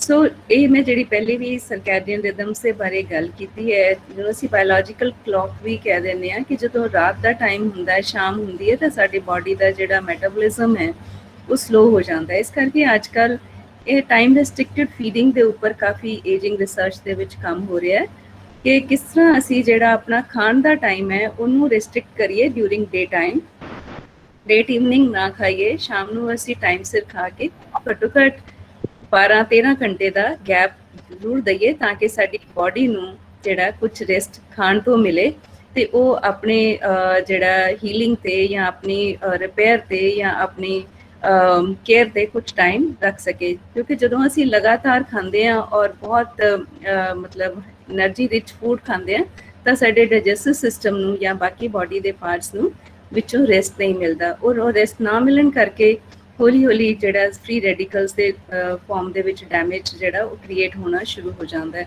So how much to eat means ਕਿ moderation ਦੇ ਵਿੱਚ ਖਾਣਾ। ਜਦੋਂ ਸਾਨੂੰ ਲੱਗੇ ਕਿ ਮੇਰਾ ਜਿਹੜਾ ਸਟਮਕ ਹੈ ਉਹ ਆਲਮੋਸਟ 80% ਹੁਣ ਫੁੱਲ ਹੈ, so basically overeating should be avoided. So ਇਸ ਲਈ ਕਿਹਾ ਜਾਂਦਾ ਹੈ ਕਿ ਜਿਹੜੀ ਡਾਈਟ ਦੀ ਕੁਆਲਿਟੀ ਹੈਗੀ ਹੈ ਉਹ ਸਾਡੀ ਬ੍ਰੇਨ ਹੈਲਥ ਨੂੰ ਡਿਕਟੇਟ ਕਰਦੀ ਹੈ। ਸੋ although there are other environmental factors as well, but diet is considered as the major factor। ਇਸ ਲਈ ਕਿ ਜਿਹੜਾ ਅਸੀਂ ਖਾਣਾ ਖਾਂਦੇ ਹਾਂ ਉਹ ਸਿਰਫ ਸਾਨੂੰ એનર્ਜੀ ਦੇਣ ਜਾਂ ਸਾਡੀ ਬਾਡੀ ਨੂੰ ਹੀ ਬਣਾਉਣ ਦੇ ਲਈ ਨਹੀਂ ਕਾਰਗਰ ਹੁੰਦਾ, ਬਟ ਇਸ ਦੇ ਨਾਲ ਨਾਲ ਹੀ ਜਿਹੜਾ ਅਸੀਂ ਖਾਣਾ ਖਾਂਦੇ ਹਾਂ ਉਹ ਸਾਡੀ ਬਾਡੀ ਨੂੰ ਬਿਮਾਰੀਆਂ ਤੋਂ ਬਚਾਉਂਦਾ ਹੈ। ਇਹ ਜਿਹੜਾ ਆਸਪੈਕਟ ਹੈਗਾ ਕਿ ਫੂਡ ਐਜ਼ ਅ ਮੈਡੀਸਿਨ, ਅੱਜ ਕੱਲ੍ਹ ਕਾਫੀ ਇਸ ਬਾਰੇ ਚਰਚਾ ਅਸੀਂ ਸੁਣਦੇ ਹਾਂ ਮੀਡੀਆ ਦੇ ਵਿੱਚ ਵੀ ਕਿ let thy food be your medicine. So ਖਾਣਾ ਇਸ ਤਰ੍ਹਾਂ ਖਾਓ ਕਿ ਤੁਹਾਨੂੰ ਦਵਾਈ ਖਾਣ ਦੀ ਲੋੜ ਹੀ ਨਾ ਪਵੇ। ਸੋ ਹੁੰਦਾ ਕੀ ਹੈ ਕਿ ਜਦੋਂ ਅਸੀਂ ਆਪਣਾ ਖਾਣਾ ਬੈਲੈਂਸ ਖਾਂਦੇ ਹਾਂ ਜਾਂ ਬੱਚਿਆਂ ਨੂੰ ਖਾਣਾ ਬੈਲੈਂਸ ਦਿੰਦੇ ਹਾਂ ਤਾਂ ਸਾਨੂੰ ਕੈਲਰੀਜ਼ ਨੂੰ ਕਾਊਂਟ ਕਰਨ ਦੀ ਲੋੜ ਹੀ ਨਹੀਂ ਪੈਂਦੀ, ਕਿਉਂਕਿ ਜਦੋਂ ਅਸੀਂ ਹੈਲਦੀ ਫੂਡ ਖਾ ਰਹੇ ਹਾਂ ਤਾਂ ਉਹਦੀਆਂ ਜਿਹੜੀਆਂ ਕੈਲਰੀਜ਼ ਆਲਰੇਡੀ ਕੁਦਰਤ ਵੱਲੋਂ ਹੀ ਬੈਲੈਂਸ ਹੁੰਦੀਆਂ। ਪ੍ਰੋਬਲਮ ਉਦੋਂ ਆਉਂਦੀ ਹੈ ਜਦੋਂ ਅਸੀਂ ਬਹੁਤ ਜ਼ਿਆਦਾ ਜੰਕ ਫੂਡ ਜਾਂ ਜਿਹੜੀਆਂ ਸੋਡਾ ਜਾਂ ਬੈਵਰੇਜਸ ਨੇ, ਪੈਪਸੀ, ਕੋਕ ਵਗੈਰਾ, ਉਹਦਾ ਬਹੁਤ ਇਸਤੇਮਾਲ Hello, is there any query? No, ma'am. Okay. So एक slide ਜਿਹੜੀ ਮੈਂ ਤੁਹਾਨੂੰ ਦਿਖਾਉਣ ਜਾ ਰਹੀ ਹਾਂ, ਇਹ ਦਿਖਾਉਣ ਦਾ ਮੇਰਾ ਮਕਸਦ ਇਹ ਹੈਗਾ ਕਿ ਜਿਸ ਤਰ੍ਹਾਂ ਇਹ ਦਿਖਾਇਆ ਇਹਦੇ ਸਲਾਈਡ ਦੇ ਵਿੱਚ ਕਿ ਇੱਕ ਟਰੀ ਹੈ ਔਰ ਉਹਦੀਆਂ ਰੂਟਸ ਨੇ। ਸੋ ਇਹ ਜਿਹੜੀਆਂ ਸਾਰੀਆਂ ਲਾਈਫਸਟਾਈਲ ਡਿਸਆਰਡਰਸ ਨੇ ਜਿਹਦੇ 'ਚ ਅਸੀਂ anxiety, depression, blood pressure, heart diseases, cancers, allergies, chronic fatigue, autoimmune diseases, ਇਹ ਸਾਰੀਆਂ ਜਿਹੜੀਆਂ ਬਿਮਾਰੀਆਂ ਨੇ ਇਹਨਾਂ ਦਾ ਰੂਟ ਕਾਜ਼ ਹੈਗਾ ਪੂਅਰ ਡਾਈਜੈਸ਼ਨ। ਕੁਝ ਸਾਡੀ ਜੈਨੇਟਿਕਸ, ਜੀਨਸ ਵੀ ਰੋਲ ਪਲੇ ਕਰਦੇ ਨੇ, ਕੁਝ ਸਾਡੇ ਜਿਸ ਤਰ੍ਹਾਂ ਕੋਈ ਟਰਾਮਾ ਹੈ ਔਰ ਨੈਗੇਟਿਵ ਥਾਟਸ ਨੇ, ਲੈਕ ਆਫ ਫਿਜ਼ੀਕਲ ਐਕਟੀਵਿਟੀ ਹੈ, ਨਿਊਟ੍ਰੀਐਂਟ ਡੈਫੀਸ਼ੀਐਂਸੀਜ਼ ਨੇ, poor relationships हैं, lack of sleep है, toxins हैं, poor diet, stress, inflammation। सो ये ਜਿਹੜੇ ਸਾਰੇ ਨੇ रूट causes ਨੇ ਜਿਹੜੇ ਮੈਂ ਫੈਕਟਰਸ ਦੀ ਪਹਿਲੇ ਵੀ ਗੱਲ ਬਾਰ-ਬਾਰ ਕੀਤੀ ਹੈ ਕਿ ਇਹ ਜਿਹੜੇ ਸਾਰੇ ਫੈਕਟਰਸ ਨੇ ਸਾਡੀ ਡੇਲੀ ਲਾਈਫ ਸਟਾਈਲ ਦੇ ਵਿੱਚ, ਅਨਹੈਲਦੀ ਲਾਈਫ ਸਟਾਈਲ ਦੇ ਵਿੱਚ ultimately they lead to these lifestyle disorders. ਇੱਥੇ ਮੈਂ ਇਹ ਵੀ ਪੇਰੈਂਟਸ ਨਾਲ ਸ਼ੇਅਰ ਕਰਨਾ ਚਾਹਾਂਗੀ ਕਿ ਗਲੋਬਲੀ ਅੱਜ ਅਸੀਂ ਦੇਖੀਏ ਤਾਂ around 70% of the mortality global level is because of these lifestyle disorders. ਕਿਉਂਕਿ ਐਂਟੀਬਾਇਓਟਿਕਸ ਔਰ ਵੈਕਸੀਨਸ ਦੇ ਨਾਲ ਅਸੀਂ ਇਨਫੈਕਸ਼ੀਅਸ ਡਿਜ਼ੀਜ਼ਸ 'ਤੇ ਕਾਫੀ ਕੰਟਰੋਲ ਕਰ ਲਿਆ ਹੈ, ਬਟ ਜਿੱਥੇ ਤੱਕ ਇਹ ਲਾਈਫ ਸਟਾਈਲ ਡਿਸਆਰਡਰਸ ਨੇ, ਜਿੱਥੇ ਬਹੁਤ ਹੀ ਸਾਡੀ ਆਪਣੀ ਗਲਤੀ ਕਰਕੇ ਵੀ ਇਹ ਸਾਰੀਆਂ ਪ੍ਰੋਬਲਮਸ ਆ ਰਹੀਆਂ ਨੇ, ਉਹਨਾਂ ਕਰਕੇ ਜਿਹੜਾ ਮੇਨ ਅੱਜ ਦੀ ਮੈਂਟਲਿਟੀ ਹੈ। ਔਰ ਇਹ ਅਸੀਂ ਕੋਵਿਡ ਦੇ ਟਾਈਮ 'ਤੇ ਵੀ ਦੇਖਿਆ ਔਰ ਸੁਣਿਆ ਕਿ ਜਿਹੜੇ ਲੋਕਾਂ ਦੇ ਵਿੱਚ ਆਲਰੇਡੀ ਕੋਈ ਨਾ ਕੋਈ ਕੋਮੋਰਬਿਡ ਕੰਡੀਸ਼ਨ ਸੀਗੀਆਂ, ਖਾਸ ਕਰਕੇ ਓਬੈਸਿਟੀ ਹੈ ਜਾਂ ਸ਼ੂਗਰ ਹੈ ਜਾਂ ਐਸਥਮਾ ਸੀਗਾ ਜਾਂ ਕੈਂਸਰਸ ਨੇ, ਉਹਨਾਂ ਦੇ ਵਿੱਚ ਉਹਨਾਂ ਨੂੰ ਹੈਲਥ ਪ੍ਰੋਬਲਮਸ ਔਰ ਉਹਨਾਂ ਦੇ ਕੇਸ ਦੇ ਵਿੱਚ ਮੋਰਟੈਲਿਟੀ ਵੀ ਬਹੁਤ ਜ਼ਿਆਦਾ ਹੋਈ। ਸੋ ਇਹ ਸਾਰਾ ਜਿਹੜਾ ਕਰੋਨਾ ਟਾਈਮ ਨੇ ਵੀ ਸਾਨੂੰ ਇਹ ਸਿਖਾਇਆ ਹੈਗਾ ਕਿ ਜਿਹਦਾ ਇਮਿਊਨ ਸਿਸਟਮ ਸਟਰੋਂਗ ਹੈ, ਜਿਹੜਾ ਹੈਲਦੀ ਹੈ, ਉਹ ਕਿੰਨੀ ਵੀ ਵੱਡੀ ਬਿਮਾਰੀ ਆ ਜਾਏ ਉਹਨੂੰ ਉਹ ਝੇਲ ਸਕਦਾ ਹੈ। ਸੋ ਉਹਦਾ ਪਿਛੋਕੜ ਜਿਹੜਾ ਅਗੇਨ ਉਹੀ ਹੁੰਦਾ ਹੈ ਕਿ ਅਸੀਂ ਕਿੰਨਾ ਕੁ ਆਪਣੀ ਸਿਹਤ ਦਾ, ਆਪਣੀ ਡੇਲੀ ਲਾਈਫ ਸਟਾਈਲ ਦਾ ਧਿਆਨ ਰੱਖਦੇ ਹਾਂ। ਇੱਕ ਜਿਹੜਾ ਹੋਰ ਬੜਾ ਇੰਪੋਰਟੈਂਟ ਫੈਕਟਰ ਹੈਗਾ, ਉਹ ਸਾਡੇ ਨਾ ਡਾਈਜੈਸਟਿਵ ਸਿਸਟਮ ਦੇ ਵਿੱਚ ਮਾਈਕਰੋਬਸ ਨੇ, ਮਾਈਕਰੋਬਾਇਓਟਾ ਅਸੀਂ ਉਹਨੂੰ ਕਹਿੰਦੇ ਹਾਂ। ਤੇ ਉਹ ਜਿਹੜਾ ਮਾਈਕਰੋਬਾਇਓਟਾ ਜਾਂ ਮਾਈਕਰੋ ਆਰਗੇਨਿਜ਼ਮ ਸਾਡੇ ਡਾਈਜੈਸਟਿਵ ਸਿਸਟਮ ਦੇ ਵਿੱਚ ਪਲਦੇ ਨੇ, ਉਹ ਉਹਨਾਂ ਦਾ ਆਪਣਾ ਇੱਕ ਇੰਪੋਰਟੈਂਟ ਰੋਲ ਹੈ, ਕਿਉਂਕਿ ਉਹ ਜਿਹੜਾ ਸਾਡਾ ਖਾਣਾ ਜਿਹੜਾ ਅਦਰਵਾਈਜ਼ ਸਾਡਾ ਡਾਈਜੈਸਟਿਵ ਸਿਸਟਮ ਨਹੀਂ ਡਾਈਜੈਸਟ ਕਰ ਸਕਦਾ, ਉਹ ਤੇ ਡਾਈਜੈਸਟ ਕਰਦੇ ਨੇ। ਨਾਲ ਦੇ ਨਾਲ ਉਹ ਕੋਈ ਇਸ ਤਰ੍ਹਾਂ ਦੇ ਕੈਮੀਕਲਸ ਵੀ ਜਨਰੇਟ ਕਰਦੇ ਨੇ ਜਿਹੜੇ ਸਾਡੀ ਹੈਲਥ ਵਾਸਤੇ, ਖਾਸ ਕਰਕੇ ਗਟ ਬ੍ਰੇਨ ਐਕਸਿਸ ਤੇ ਉਹਦੇ ਬ੍ਰੇਨ ਦੇ ਕੁਝ ਜਿਹੜੇ ਕੈਮੀਕਲਸ ਰਿਲੀਜ਼ ਹੁੰਦੇ ਨੇ, ਉਹ ਬ੍ਰੇਨ ਦੀ ਹੈਲਥ ਵਾਸਤੇ ਬਹੁਤ ਇੰਪੋਰਟੈਂਟ ਹੈ। ਸੋ ਇਹ ਬੜਾ ਲੇਟੈਸਟ ਰਿਸਰਚ ਵਿੱਚ ਦੇਖਿਆ ਗਿਆ ਹੈ। ਮੈਂ ਇੱਕ ਬੜਾ ਅੱਛੇ ਜਰਨਲਸ ਵਿੱਚੋਂ ਇੱਕ ਕੰਮ ਵੀ ਸਾਈਟ ਕਰ ਰਹੀ ਹਾਂ, ਨੇਚਰ ਰਿਵਿਊ ਨਿਊਰੋ ਸਾਇੰਸ ਦੇ ਵਿੱਚੋਂ, ਜਿਹਦੇ 'ਚ ਉਹਨਾਂ ਦਿਖਾਇਆ ਕਿ ਜਿਹੜੇ ਲੋਕ ਓਵਰਵੇਟ ਜਾਂ ਓਬੀਸ ਹੁੰਦੇ ਆ, ਉਹਨਾਂ ਦੇ ਵਿੱਚ ਜਿਹੜੇ ਮਾਈਕਰੋਬਾਇਓਟਾ ਹੈ ਉਹ ਅਨਹੈਲਦੀ ਹੈ। ਦੈਟ ਮੀਨਸ ਕਿ ਬੋਡੀ ਦੇ ਵੇਟ ਵਧਣ ਦੇ ਨਾਲ ਨਾਲ ਜਿਹੜਾ ਉਹ ਫਰੈਂਡਲੀ ਮਾਈਕਰੋਬਾਇਓਟਾ ਹੈਗਾ ਉਹ ਵੀ ਅਨਹੈਲਦੀ ਹੋ ਜਾਂਦਾ ਹੈ, ਔਰ ਅਨਹੈਲਦੀ ਹੋਣ ਕਰਕੇ ਉਹ ਜਿਹੜੇ ਹੈਲਪਫੁਲ ਕੈਮੀਕਲਸ ਜਨਰੇਟ ਕਰਨਾ ਬੰਦ ਕਰ ਦਿੰਦਾ ਹੈ, ਜਿਹਦੇ ਕਰਕੇ ਇਨਡਾਇਰੈਕਟਲੀ ਉਹ ਹੈਲਥ ਨੂੰ ਅਫੈਕਟ ਕਰਦਾ ਹੈ, ਔਰ it can lead to some or the other physical and mental problems. So ਇੱਥੇ ਜਿਹੜਾ ਸਕਰੀਨ ਟਾਈਮ ਜਾਂ ਸਲੀਪ ਪ੍ਰੋਬਲਮ ਸੀ, ਮੈਂ ਪਹਿਲੇ ਵੀ ਗੱਲ ਕੀਤੀ ਹੈ, ਕਿਉਂਕਿ ਬੱਚਿਆਂ ਦਾ ਜਿਹੜਾ ਟੀਵੀ ਵਾਚ ਕਰਨ ਦਾ ਜਾਂ screen time overall due to different appliances ਬਹੁਤ ਵੱਧ ਗਿਆ, ਉਹਦੇ ਨਾਲ ਉਹਨਾਂ ਦੀ ਹੈਲਥ ਦੇ ਉੱਪਰ ਕਿਸ ਤਰ੍ਹਾਂ ਇਫੈਕਟ ਹੋ ਰਿਹਾ। ਇੱਕ ਤਾਂ ਉਹਨਾਂ ਦੀ ਸਲੀਪ ਕੁਆਲਿਟੀ ਔਰ ਸਲੀਪ ਦਾ ਟਾਈਮ ਘਟ ਰਿਹਾ, ਇੱਕ ਉਹਨਾਂ ਦਾ ਖਾਣ ਪੀਣ ਦਾ ਜਿਹੜਾ unhealthy and untimely eating, overeating ਬਹੁਤ ਜ਼ਿਆਦਾ ਹੋ ਰਹੀ ਹੈ, ਔਰ ਉਹਦੇ ਨਾਲ ਨਾਲ ਜਿਹੜੀ ਕਲੀਅਰ ਕਰਕੇ ਉਹਨਾਂ ਦੀਆਂ ਅੱਖਾਂ ਦੇ ਉੱਪਰ ਬਹੁਤ ਜ਼ਿਆਦਾ ਸਟ੍ਰੈਸ ਪੈਂਦਾ ਹੈ। And secondly they get up late in the morning because they are sleeping late, they are not eating healthy. So ਇਹ ਸਾਰਾ ਮਿਲਾ ਜੁਲਾ ਕੇ ਉਹਨਾਂ ਦਾ ਜਿਹੜਾ ਲਾਈਫ ਸਟਾਈਲ ਹੈ, ਕਿਉਂਕਿ ਸਾਨੂੰ ਸਭ ਨੂੰ ਪਤਾ ਹੈ ਇੱਕ ਜਿਹੜੀ ਬਹੁਤ ਪੁਰਾਣੀ ਅਸੀਂ ਆਪਣੇ ਨਾਨੀ ਦਾਦੀਆਂ ਦੇ ਟਾਈਮ ਤੋਂ ਇਹ ਸੁਣਦੇ ਆ ਰਹੇ ਹਾਂ ਕਿ early to bed and early to rise makes a man healthy, wealthy and wise, which is very true, because ਜੇ ਅਸੀਂ ਆਪਣਾ ਸੌਣ ਦਾ ਟਾਈਮ ਔਰ ਸੌਣ ਦੀ ਜਿਹੜੀ ਨੀਂਦ ਦੀ ਜਿਹੜੀ ਕੁਆਲਿਟੀ ਹੈ ਉਹਦੇ 'ਤੇ ਨਹੀਂ ਖਿਆਲ ਰੱਖਾਂਗੇ, ਸਾਡੇ ਸਭ ਦਾ ਇਹ ਐਕਸਪੀਰੀਅੰਸ ਹੈ ਕਿ ਇੱਕ ਰਾਤ ਅਸੀਂ ਨਾ ਪ੍ਰੋਪਰ ਸੋਈਏ ਤਾਂ ਨੈਕਸਟ ਡੇ ਸਾਡਾ ਮਤਲਬ ਵੈਸੇ ਹੀ ਦਿਨ ਖਰਾਬ ਜਾਂਦਾ ਹੈ, ਕਿਉਂਕਿ ਤਬੀਅਤ ਇੰਨੀ ਖਰਾਬ ਰਹਿੰਦੀ ਹੈ। ਔਰ ਇੱਕ ਹੈ ਜਿਹੜਾ ਨੈਕਸਟ ਮੈਂ ਸਲਾਈਡ ਦਿਖਾਉਣਾ ਜਾ ਰਹੀ ਹਾਂ, ਇਹਦੇ 'ਚ ਇਹ ਸ਼ੋ ਕੀਤਾ ਹੈ ਕਿ ਜਿਹੜਾ ਸਾਡਾ ਬਾਇਓਲੋਜੀਕਲ ਕਲੌਕ ਹੈ, ਜਿਹਨੂੰ ਅਸੀਂ ਡੇ ਨਾਈਟ ਸਾਈਕਲ ਕਹਿੰਦੇ ਆ, ਸਾਡੀ ਬੋਡੀ ਦਾ ਜਿਹੜਾ ਰਿਦਮ ਹੈ, ਸਰਕੈਡੀਅਨ ਰਿਦਮ ਹੈ, ਉਹ ਅਗਰ ਨਹੀਂ ਫੋਲੋ ਹੁੰਦਾ, ਇਹਨੂੰ ਐਕਸਪਲੇਨ ਕਰਨ ਵਾਸਤੇ ਇੱਕ ਸ਼ਿਫਟ ਵਰਕਰ ਡਿਸਆਰਡਰ ਬਹੁਤ ਹੈਲਪਫੁਲ ਹੁੰਦਾ ਹੈ। ਸੋ ਸ਼ਿਫਟ ਵਰਕਰਸ ਜਿਹੜੇ ਨੇ, ਸਾਨੂੰ ਪਤਾ ਹੈ ਉਹ ਜਦੋਂ ਬੋਡੀ ਡਿਮਾਂਡ ਕਰਦੀ ਹੈ ਸੌਣ ਦੀ, ਉਦੋਂ ਉਹ ਕੰਮ ਕਰ ਰਹੇ ਹੁੰਦੇ ਰਾਤ ਨੂੰ, ਤੇ ਜਦੋਂ ਦਿਨੇ ਬੋਡੀ ਨੇ ਕੰਮ ਕਰਨਾ ਚਾਹੁੰਦੀ ਉਦੋਂ ਉਹ ਸੋ ਰਹੇ ਹੁੰਦੇ। ਸੋ ਇਹਨੂੰ ਅਸੀਂ ਕਹਿੰਦੇ ਹਾਂ ਸ਼ਿਫਟ ਵਰਕ ਡਿਸਆਰਡਰਸ, ਜਿਹਦੇ ਕਰਕੇ ਉਹਨਾਂ ਲੋਕਾਂ ਦੇ ਵਿੱਚ ਕਾਫੀ ਜ਼ਿਆਦਾ ਜਿਹੜੀਆਂ ਸਿਹਤ ਦੀਆਂ ਜਿਹੜੀਆਂ ਮੈਂਟਲ ਫਿਜ਼ੀਕਲ ਹੈਲਥ ਪ੍ਰੋਬਲਮਸ ਆਉਂਦੀਆਂ ਨੇ। ਪਰ ਅਸੀਂ ਅਗਰ ਇਸ ਚੀਜ਼ ਨੂੰ ਇਹਦਾ ਐਗਜ਼ਾਮਪਲ ਲੈ ਕੇ ਦੇਖੀਏ ਤਾਂ ਅੱਜ ਦਾ ਬੱਚਾ ਜਾਂ ਅੱਜ ਦਾ ਜਿਹੜਾ ਯੰਗ ਪਰਸਨ ਹੈ, ਜਾਂ ਅਸੀਂ ਆਪ ਵੀ ਆਪਣੇ ਆਪ ਨੂੰ ਲਈਏ, ਤੇ ਅਗਰ ਅਸੀਂ ਠੀਕ ਟਾਈਮ 'ਤੇ ਨਹੀਂ ਸੋ ਰਹੇ, ਲੇਟ ਸੋ ਰਹੇ ਹਾਂ ਔਰ ਲੇਟ ਉੱਠ ਰਹੇ ਹਾਂ, ਉਹਦੇ ਨਾਲ ਅਸੀਂ ਕੀ ਕਰ ਰਹੇ ਹਾਂ, ਆਪਣਾ ਜਿਹੜਾ ਸਾਡਾ ਬੋਡੀ ਦਾ ਬਾਇਓਲੋਜੀਕਲ ਕਲੌਕ ਹੈ ਉਹਨੂੰ ਰਿਸਪੈਕਟ ਨਹੀਂ ਕਰ ਰਹੇ, ਉਹਨੂੰ ਫੋਲੋ ਨਹੀਂ ਕਰ ਰਹੇ। ਸੋ ਅਲਟੀਮੇਟਲੀ ਉਹਦੇ ਨਾਲ ਸਾਡੀ ਜਿਹੜੀ ਮੈਂਟਲ ਹੈਲਥ ਹੈ, ਸਾਡੀਆਂ ਕਾਰਡੀਓ ਦਿਲ ਦੀਆਂ ਜਿਹੜੀਆਂ ਵਰਕਿੰਗ ਹੈ ਜਾਂ ਬਿਮਾਰੀਆਂ ਨੇ, even reproduction is affected, then ਜਿਹੜੀਆਂ ਡਾਈਜੈਸਟਿਵ ਸਿਸਟਮ ਦੀਆਂ ਪ੍ਰੋਬਲਮਸ ਹੈ, ਔਰ even different type of cancer ਜਿਹੜੇ ਰਿਪੋਰਟ ਕੀਤੇ ਗਏ ਨੇ, ਜਿਹੜੇ ਕਿ ਅਸੀਂ ਸਰਕੈਡੀਅਨ ਰਿਦਮਸ ਜਾਂ ਬਾਇਓਲੋਜੀਕਲ ਕਲੌਕ ਜਾਂ ਜਿਹਨੂੰ ਆਪਾਂ ਕਹਿੰਦੇ ਹਾਂ ਕਿ ਲੇਟ ਸੋਣਾ ਔਰ ਅਨਹੈਲਦੀ ਖਾਣ ਦੇ ਕਰਕੇ ਇਹ ਪ੍ਰੋਬਲਮਸ ਆ ਰਹੀਆਂ। ਸੋ ਇਹ ਤਾਂ ਸੀ ਕੁਝ ਗੱਲਾਂ ਜਿਹੜੀਆਂ ਕਿ ਮੈਂ ਤੁਹਾਡੇ ਨਾਲ ਸ਼ੇਅਰ ਕਰਨਾ ਚਾਹੁੰਦੀ ਸੀ ਕਿ ਅਨਹੈਲਦੀ ਲਾਈਫ ਸਟਾਈਲ ਦੇ ਨਾਲ ਕੀ ਅੱਗੇ ਜਾ ਕੇ ਹੋ ਸਕਦਾ ਹੈ, ਔਰ ਜਿਹੜੀ ਬੱਚਿਆਂ ਦੀ ਬ੍ਰੇਨ ਦੀ ਡਿਵੈਲਪਮੈਂਟ ਹੈ ਉਹ ਉਹਨਾਂ ਦੇ ਅਨਹੈਲਦੀ ਲਾਈਫ ਸਟਾਈਲ ਕਰਕੇ ਕਿਸ ਤਰ੍ਹਾਂ ਇੰਪੈਕਟ ਹੋ ਸਕਦੀ ਹੈ। ਸੋ ਇਹਦੇ 'ਚ ਮੈਂ ਮੈਂ ਕਹੂੰਗੀ ਕਿ ਇਹ ਕੋਈ ਜਿਹੜੀ ਇਨਫੋਰਮੇਸ਼ਨ ਹੈ, ਮੇਰਾ ਮਕਸਦ ਸਿਰਫ ਇਹ ਤੁਹਾਡੇ ਨਾਲ ਸ਼ੇਅਰ ਕਰਨ ਦਾ ਹੈਗਾ कि ਇਹ ਚੀਜ਼ਾਂ ਅੱਗੇ ਜਾ ਕੇ ਕਿਸੇ ਨਾ ਕਿਸੇ ਟਾਈਮ ਤੇ ਕੋਈ ਪ੍ਰੋਬਲਮ ਕ੍ਰੀਏਟ ਕਰ ਸਕਦੇ ਆ। ਜ਼ਰੂਰੀ ਨਹੀਂ ਕਰਨ, ਬਟ ਇਹ ਹੋ ਸਕਦਾ ਹੈ ਕਿ ਅੱਗੇ ਜਾ ਕੇ ਬੱਚਿਆਂ ਦੀ ਜਿਹੜੀ ਹੈਲਥ ਤੇ ਕਿਸੇ ਨਾ ਕਿਸੇ ਤਰ੍ਹਾਂ ਇਹ ਚੀਜ਼ਾਂ ਇੰਪੈਕਟ ਕਰਨ। ਹੋਰ ਕੁਝ ਨਹੀਂ ਤਾਂ ਮੈਂ ਦੇਖਿਆ ਕਿ ਜਿਹੜੇ ਬੱਚੇ ਲੇਟ ਸੌਂਦੇ ਆ ਜਾਂ ਅਨਹੈਲਦੀ ਖਾਂਦੇ ਆ ਉਹ ਚਿੜਚਿੜੇ ਬਹੁਤ ਹੁੰਦੇ ਆ। So that also is part of the mental health ਕਿ ਬੱਚਾ ਐਂਸ਼ੀਅਸ ਹੈ, ਬੱਚਾ ਅਨਰੈਸਟ ਹੈ, ਬੱਚਾ ਰਿਐਕਟਿਵ ਹੈ। ਸੋ ਇਹ ਚੀਜ਼ਾਂ ਤਾਂ ਬਹੁਤ ਕਾਮਨ ਬੱਚਿਆਂ 'ਚ ਦੇਖੀਆਂ ਜਾ ਰਹੀਆਂ ਨੇ। ਸੋ ਇਹਨਾਂ ਚੀਜ਼ਾਂ ਤੋਂ ਬੱਚਿਆਂ ਨੂੰ ਸਮਝਾਉਣ ਲਈ ਜਾਂ ਦੂਰ ਲੈ ਜਾਣ ਲਈ ਸਕਰੀਨ ਟਾਈਮ ਦਾ ਆਲਟਰਨੇਟ ਜਿਹੜਾ ਵੀ ਆਲ ਨੋ ਕਿ ਬੁੱਕਸ ਦਾ ਕੋਈ ਆਲਟਰਨੇਟ ਨਹੀਂ ਹੈਗਾ। Books R always the best.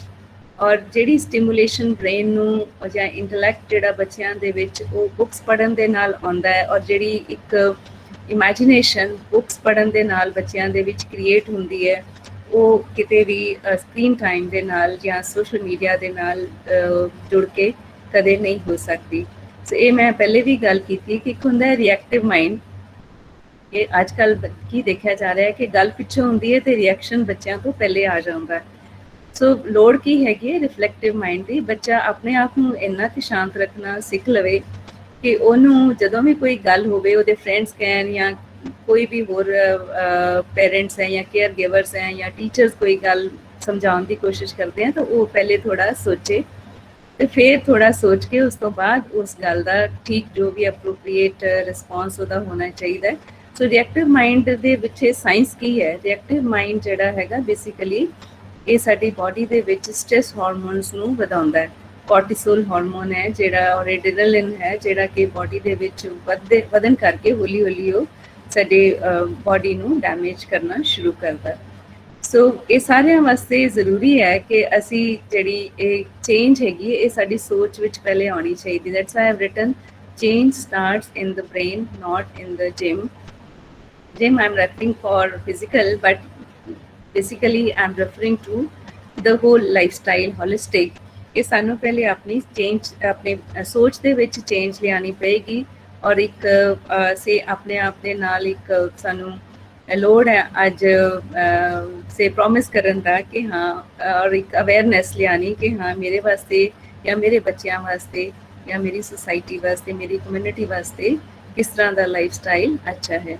ਔਰ ਇਹ ਕੋਈ ਰਾਕਟ ਸਾਇੰਸ ਵੀ ਨਹੀਂ ਹੈ, ਸਿੰਪਲ ਫੈਕਟਸ ਨੇ ਜਿਹੜੇ ਸਾਨੂੰ ਧਿਆਨ 'ਚ ਰੱਖਣ ਦੀ ਲੋੜ ਹੈ। ਅੱਜ ਸਾਡੇ ਬੱਚੇ ਕਾਊਚ ਪੋਟੈਟੋਸ ਬਣ ਰਹੇ ਨੇ, ਕੋਲਡ ਡਰਿੰਕਸ ਹੈ, ਚਿਪਸ ਹੈ, ਬਰਗਰਸ ਹੈ। ਸੋ we need to tell them to go out, venture into the nature and enjoy the nature, not to learn from nature. So healthy food habits. So there are miracle foods available. ਕਹਿੰਦੇ ਹੈ ਕਿ ਵੀ ਸਾਡਾ ਜਿਹੜਾ ਖਾਣਾ ਹੈ daily ਉਹ around 40% ਜਿਹੜਾ ਖਾਣਾ ਉਹ ਰॉ ਹੋਣਾ ਚਾਹੀਦਾ। ਰॉ ਮੀਨਸ ਕਿ ਫਰੂਟਸ ਐਂਡ ਵੈਜੀਟੇਬਲਸ ਐਂਡ ਸੈਲਡਸ ਸਾਡੇ ਫੂਡ ਦੇ ਵਿੱਚ ਕਾਫੀ ਮਾਤਰਾ ਦੇ ਵਿੱਚ ਹੋਣੇ, ਜਿਹੜੇ ਕਿ ਇੱਕ ਅਦਰ ਦੈਨ ਨਿਊਟ੍ਰੀਸ਼ਨ ਇੱਕ ਫੂਡ ਮੈਟ੍ਰਿਕਸ ਜਿਹਨੂੰ ਅਸੀਂ ਫਾਈਬਰ ਇਨ ਦਾ ਫੂਡ ਕਹਿੰਦੇ ਹਾਂ, ਜਿਹੜਾ ਕਿ ਸਾਡੇ ਡਾਈਜੈਸਟਿਵ ਸਿਸਟਮ ਨੂੰ ਕਲੀਨ ਕਰਨ ਦੇ ਵਿੱਚ ਬਹੁਤ ਹੈਲਪਫੁਲ ਹੁੰਦਾ। ਸੋ ਪੇਰੈਂਟਸ ਵਾਸਤੇ ਇੱਕ ਮੈਂ ਇਹ ਵੀ ਜ਼ਰੂਰ ਉਹਨਾਂ ਨੂੰ ਇੱਕ ਐਡਵਾਈਸ ਕਰੂੰਗੀ ਜਾਂ ਅੱਜ ਦੇ ਦੌਰ ਨੂੰ ਦੇਖਦੇ ਹੋਏ ਇੱਕ ਜਿਹੜੀ ਗੱਲ ਸ਼ੇਅਰ ਕਰਨਾ ਚਾਹਾਂਗੀ ਕਿ parents no, not just the mothers, both mother and father, they must spend some time cooking some hearty healthy food and sit with the children and eat together so that they also learn a healthy food and family time dono hi ਉਹਨਾਂ ਦੀ ਜ਼ਿੰਦਗੀ ਵਿੱਚ ਕੀ importance ਰੱਖਦੇ ਹਨ। ਸੋ ਅਸੀਂ ਹਮੇਸ਼ਾ ਗੱਲ ਕਰਦੇ ਹਾਂ ਕਿ ਵੀ ਜਦੋਂ ਬਾਡੀ weight ਵੱਧਦਾ ਹੈ ਤਾਂ ਉਹਦਾ ਕੀ ਕਾਰਨ ਹੁੰਦਾ ਹੈ ਕਿ somehow ਜਿਹੜਾ ਅਸੀਂ ਖਾਣਾ ਖਾ ਰਹੇ ਹਾਂ ਔਰ ਜੋ ਜਿੰਨਾ ਅਸੀਂ ਸਪੈਂਡ ਕਰ ਰਹੇ ਹਾਂ, ਐਨਰਜੀ ਐਕਸਪੈਂਡੀਚਰ ਹੈ, ਉਹਦੇ ਵਿੱਚ ਕਿਧਰੇ ਬੈਲੈਂਸ ਖਰਾਬ ਹੋ ਰਿਹਾ। ਸੋ ਇੱਥੇ ਇੱਕ ਚੀਜ਼ ਮੈਂ ਅਗੇਨ ਬ੍ਰੇਨ ਦੇ ਕੰਟੈਕਸਟ ਵਿੱਚ ਕਹਾਂਗੀ ਕਿ ਜਿਹੜਾ ਬ੍ਰੇਨ ਐਨਰਜੀ ਐਕਸਪੈਂਡੀਚਰ ਹੈਗਾ ਨੋ, ਜਦੋਂ ਬੱਚਾ ਪੈਦਾ ਹੁੰਦਾ ਹੈ ਜਾਂ ਕਹਿ ਲਓ ਕਿ ਕੁਛ ਮਹੀਨਿਆਂ ਦਾ ਹੁੰਦਾ, ਉਦੋਂ ਉਹਦਾ ਬ੍ਰੇਨ ਦਾ ਸਾਈਜ਼ ਜਿਹੜਾ ਕਹਿ ਲਓ ਕੋਈ 300 ਗ੍ਰਾਮ ਹੈ। 2 ਸਾਲ ਦੇ ਬੱਚੇ ਦਾ ਕੋਈ 1 kg ਦੇ ਕਰੀਬ ਹੈ। ਬਟ ਐਡਲਟ ਜਿਹੜਾ ਅਸੀਂ 70 kg ਐਡਲਟ ਪਰਸਨ ਲੈਂਦੇ ਉਹਦੇ ਵਿੱਚ ਉਹਦਾ 1.5 kg is the brain weight। But ਜਿਹੜਾ ਐਨਰਜੀ ਕੰਜ਼ੰਪਸ਼ਨ ਹੈ ਬ੍ਰੇਨ ਦੀ, ਉਹ ਸਾਡੀ ਬਾਡੀ ਦਾ ਆਲਮੋਸਟ 20% ਆਫ ਦੀ energy consumption is by the brain only. That means brain is highly energy consuming organ of the body. Reason being कि brain की activity जी चाहे असी जागते होइए सुते होइए काम करते होइए किसी भी टाइम पे brain is always working very hard so it requires lot of energy so कुछ रीसेंट रिसर्च हुई जिहदे च उन्होंने दस्सिया कि जे ब्रेन स्टिमुलेशन या brain activity towards positive attitude जे वधाया जाए तो उहदे नाल जिहड़ा बॉडी वेट मैनेजमेंट भी है स्पैशली बच्चों दे विच देखा गया कि अगर असी उन्होंने पॉजिटिव एक्टिविटीज़ दे विच ब्रेन स्टिमुलेशन एक्टिविटीज़ दे विच इनवॉल्व करते हैं तो उहदे नाल भी उन्हां दा जिहड़ा एनर्जी बैलेंस है वो ऑटोमैटिकली ठीक हुंदा है उहदे नाल उन्हां दी बॉडी वेट मैनेजमेंट हुंदी है सो ये हुण मैनूं अगेन कहण दी तां लोड़ नहीं है इस वेले कि जिहड़ा खाना असी ठीक नहीं खावांगे when the diet is wrong उस टाइम पे दवाई भी असर नहीं करेगी medicine is of no use but when the diet is right we don't need the medicine so it's got very important that we understand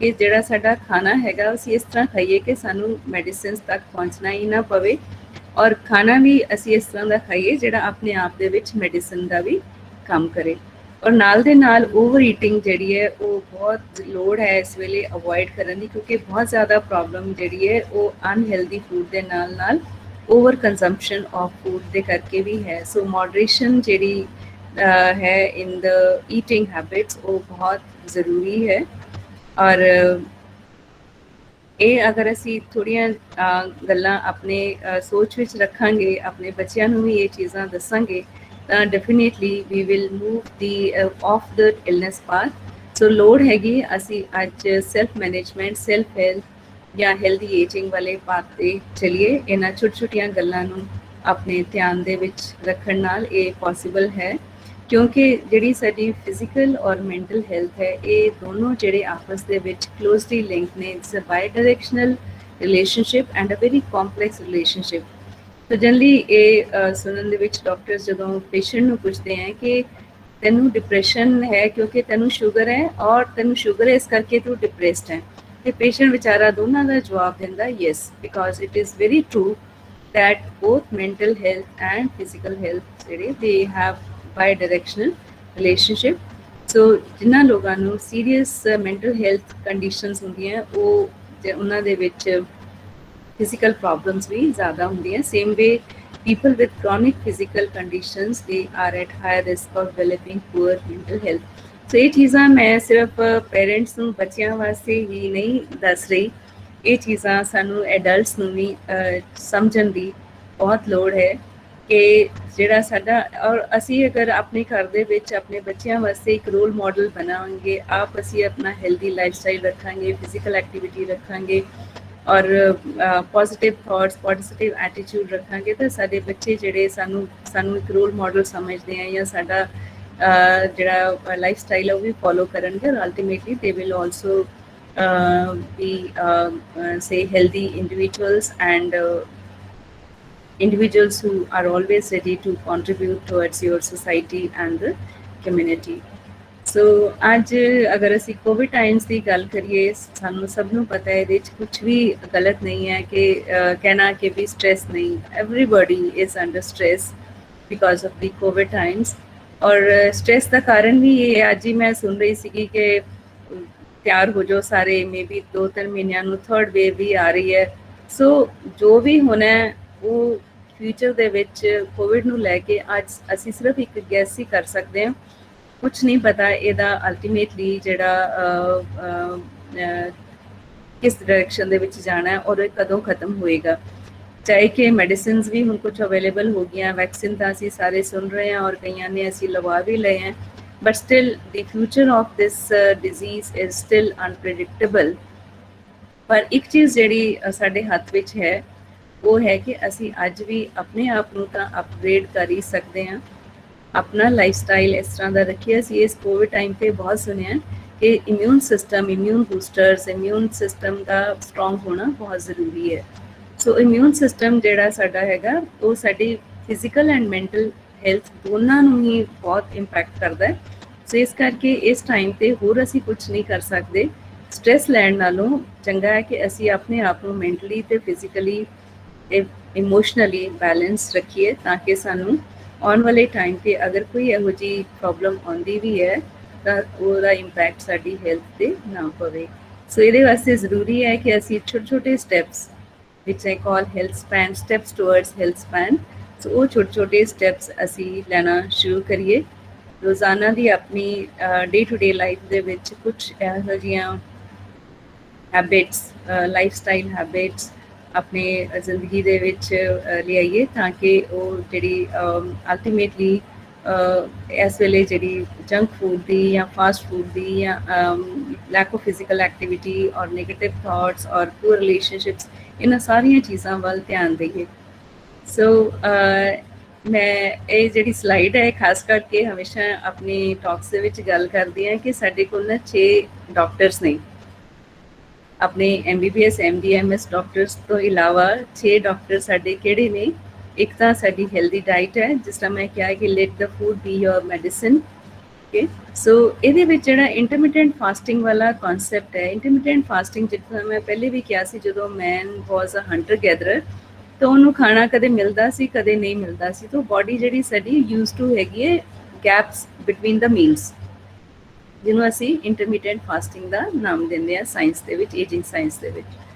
second ਹੈ exercise, sunlight, then day night cycles means ਜਿਹੜਾ ਸੌਣਾ time 'ਤੇ ਔਰ ਖਾਣਾ time 'ਤੇ ਔਰ moderation ਦੇ ਵਿੱਚ ਖਾਣਾ।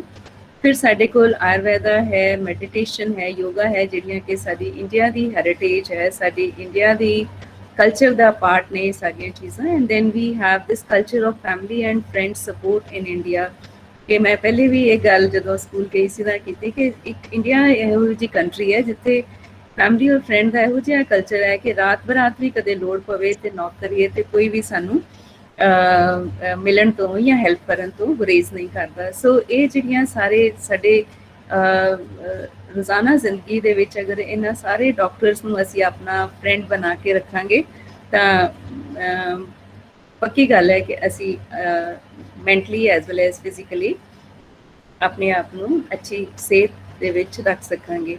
ਸੋ ਇਸ ਸਭ ਦੇ ਐਂਡ ਵਿੱਚ ਇੱਕ ਜਿਹੜਾ ਮੈਸੇਜ ਮੈਂ ਸਾਰਿਆਂ ਨੂੰ ਫਿਰ ਦੇਣਾ ਚਾਹਾਂਗੀ ਕਿ ਸਾਨੂੰ ਲੋੜ ਹੈ ਆਪਣੀ ਨਿਊਟ੍ਰੀਸ਼ਨ ਵੱਲ ਧਿਆਨ ਦੇਣਾ, making right choice of food and eating behaviours. ਜਿਸ ਤਰ੍ਹਾਂ ਮੈਂ ਪਹਿਲੇ ਵੀ ਕਿਹਾ ਕਿ ਸਿਰਫ ਖਾਣ ਦੀ ਚੋਇਸ ਹੀ ਨਹੀਂ, ਕਦੋਂ ਖਾਣਾ ਹੈ, ਕਿੰਨਾ ਖਾਣਾ ਹੈ ਔਰ ਕਿਵੇਂ ਖਾਣਾ ਹੈ, know what to eat, how to eat and when to eat, ਇਹ ਸਾਰੀਆਂ ਚੀਜ਼ਾਂ ਦਾ ਧਿਆਨ ਰੱਖਣਾ ਜਿਹੜਾ ਬਹੁਤ ਜ਼ਰੂਰੀ ਹੈ। ਨਾਲ ਦੇ ਨਾਲ ਬਾਕੀ ਜਿਹੜੀਆਂ ਸਾਡੀਆਂ ਹੋਰ ਇਮੋਸ਼ਨਲ ਹੈਲਥ ਔਰ ਸਾਈਕੋਲੋਜੀਕਲ ਹੈਲਥ ਔਰ ਸੋਸ਼ਲ ਹੈਲਥ, ਇਹ ਸਾਰੀਆਂ ਚੀਜ਼ਾਂ ਨੂੰ ਨਾਲ ਲੈ ਕੇ ਚੱਲਣ ਦੀ ਲੋੜ ਹੈ।